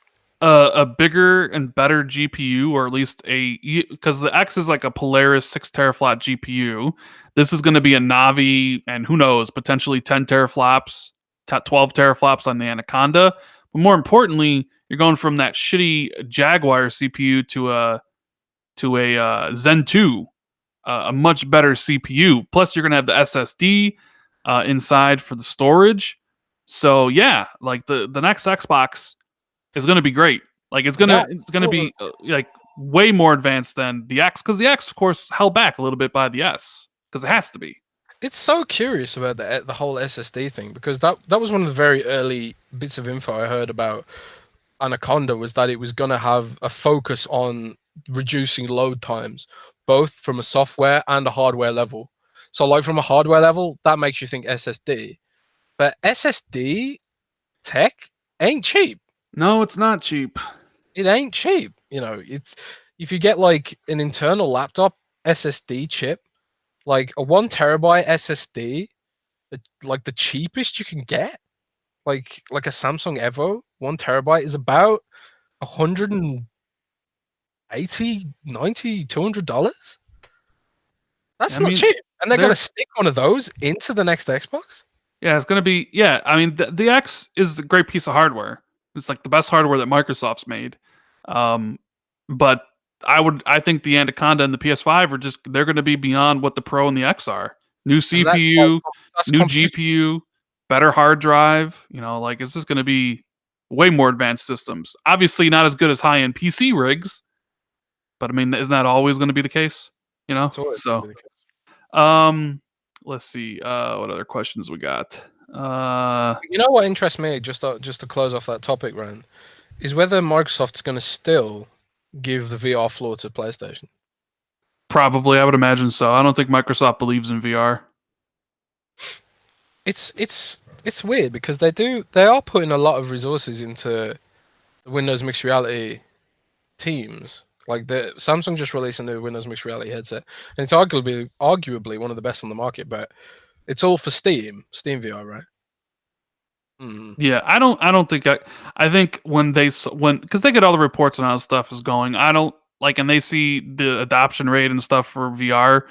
I don't think they're like, yeah, like I don't think this is the way to go. And I think Sony's supporting it because I think they dumped so much money into it that they're hoping. Well, number one, they don't want to disappoint their fans and just pulling support so quick, so they want to go another round at it. But they also are hoping that VR adoption takes off and that they're the one people choose, right? Kind of like streaming to mobile and stuff like Google and Microsoft with xCloud and Amazon whenever that launches. Like Mm. people think that that's the next big thing, and they want to be at the table when people are served their dinner. So I think that's why Like PlayStation that is metaphor. yeah, that's why PlayStation is still supporting PSVR and doing more and doing another one, because they still hold out hope that VR is gonna pick up eventually. Murderer Birds wants to know, in your opinion, how good was the Xbox One generation? I switched over to PS4 after the DRM TV sports disaster of the X1, and the initial games didn't speak to me. I'm hoping for better next year.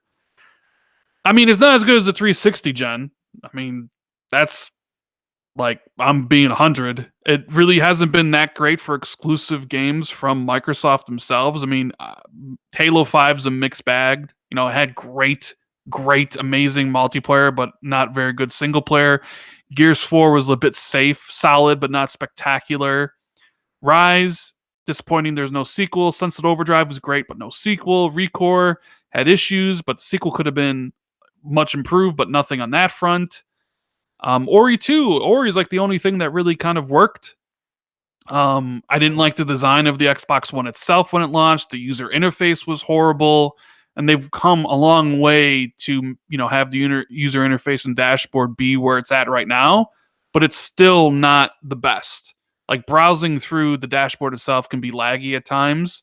The guide works phenomenally, but the dashboard itself is too cluttered. There's too much going on. But I think they're doing the best they can in that situation. And I do think next gen will be a lot better for Xbox. They're investing a lot more money. They got a lot more studios making games. I think they realized the folly of their ways. A lot of stuff was spent on the entertainment and TV aspect, which didn't need to be. And I think that kind of muddied the water a little bit. And the whole marketing mishap about the DRM and stuff really turned people off to Xbox the whole generation. So, if I had to rank it, I mean, I didn't get an original Xbox until Halo 2. So for me, I can only really speak to 360 and the One. And the 360 generation was by far way better than the Xbox One generation. So hopefully it ends with a bang. Hopefully Gears 5 and Ori 2 are amazing, and Halo Infinite is the return to an amazing Halo. Uh, but yeah, I'm expecting great things from Xbox next gen. But that's just me. Jez?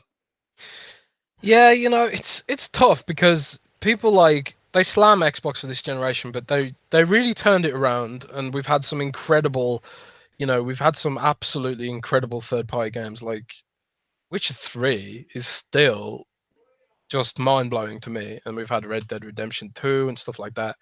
Last gen we had like Mass Effect and stuff like that as well.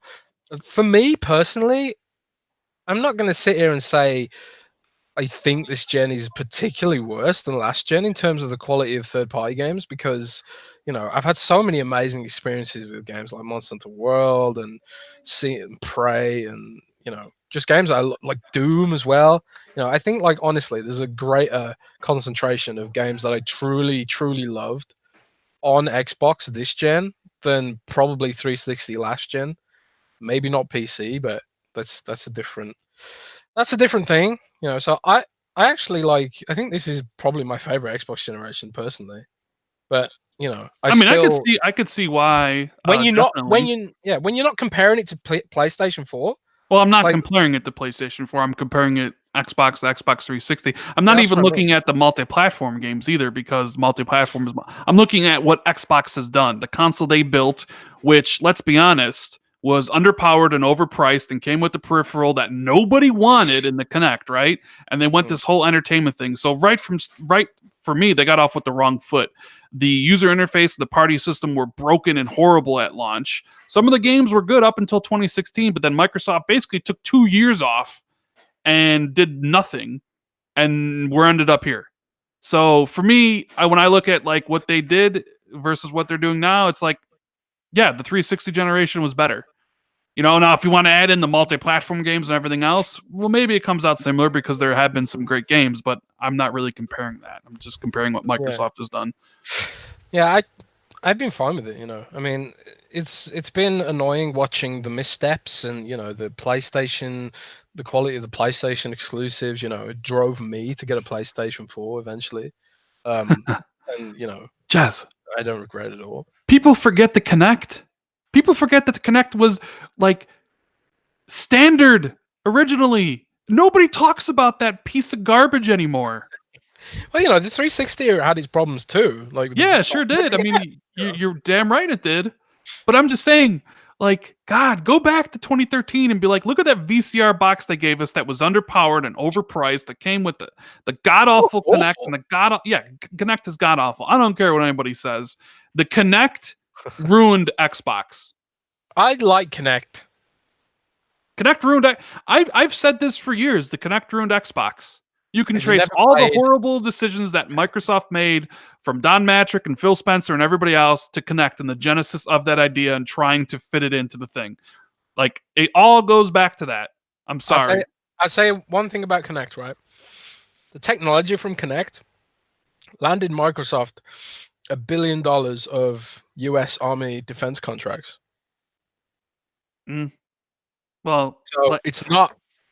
here's the thing though. I've always told you I don't care about Microsoft. I care about Xbox. So, but that's just me. That's true. That's just me. But That's just anyways, you. that's just me. But anyways, it's getting a little late. I know Jez has got some things he needs to do, so we're a little bit over the 2 hour mark. But so this is where we're gonna end it. It was a great show. I'm glad everybody tuned in live. If you enjoyed it, make sure you hit the like button. And if you're new here, if it was your first time, make sure you subscribe. I love doing the show with you, Jez. You're a great podcast partner. And Thank you. You the too. link to Jez's Twitter, if you ever, you want to follow him on Twitter when he breaks news and leaks stuff, it's in the description as always. What do you got going on? You gonna write down an article about when's the best time to take a shit during Avengers Endgame or what? I'm gonna watch the Kardashians and drink tea and lie in bed crying. Nah. Yeah. I don't know, Okay. man. I got so much Next week from me, you're going to see a pile of accessory reviews. I got like a bunch of headsets to review. I got a Razer Turret, Rand. I got a Razer Turret wireless keyboard for Xbox.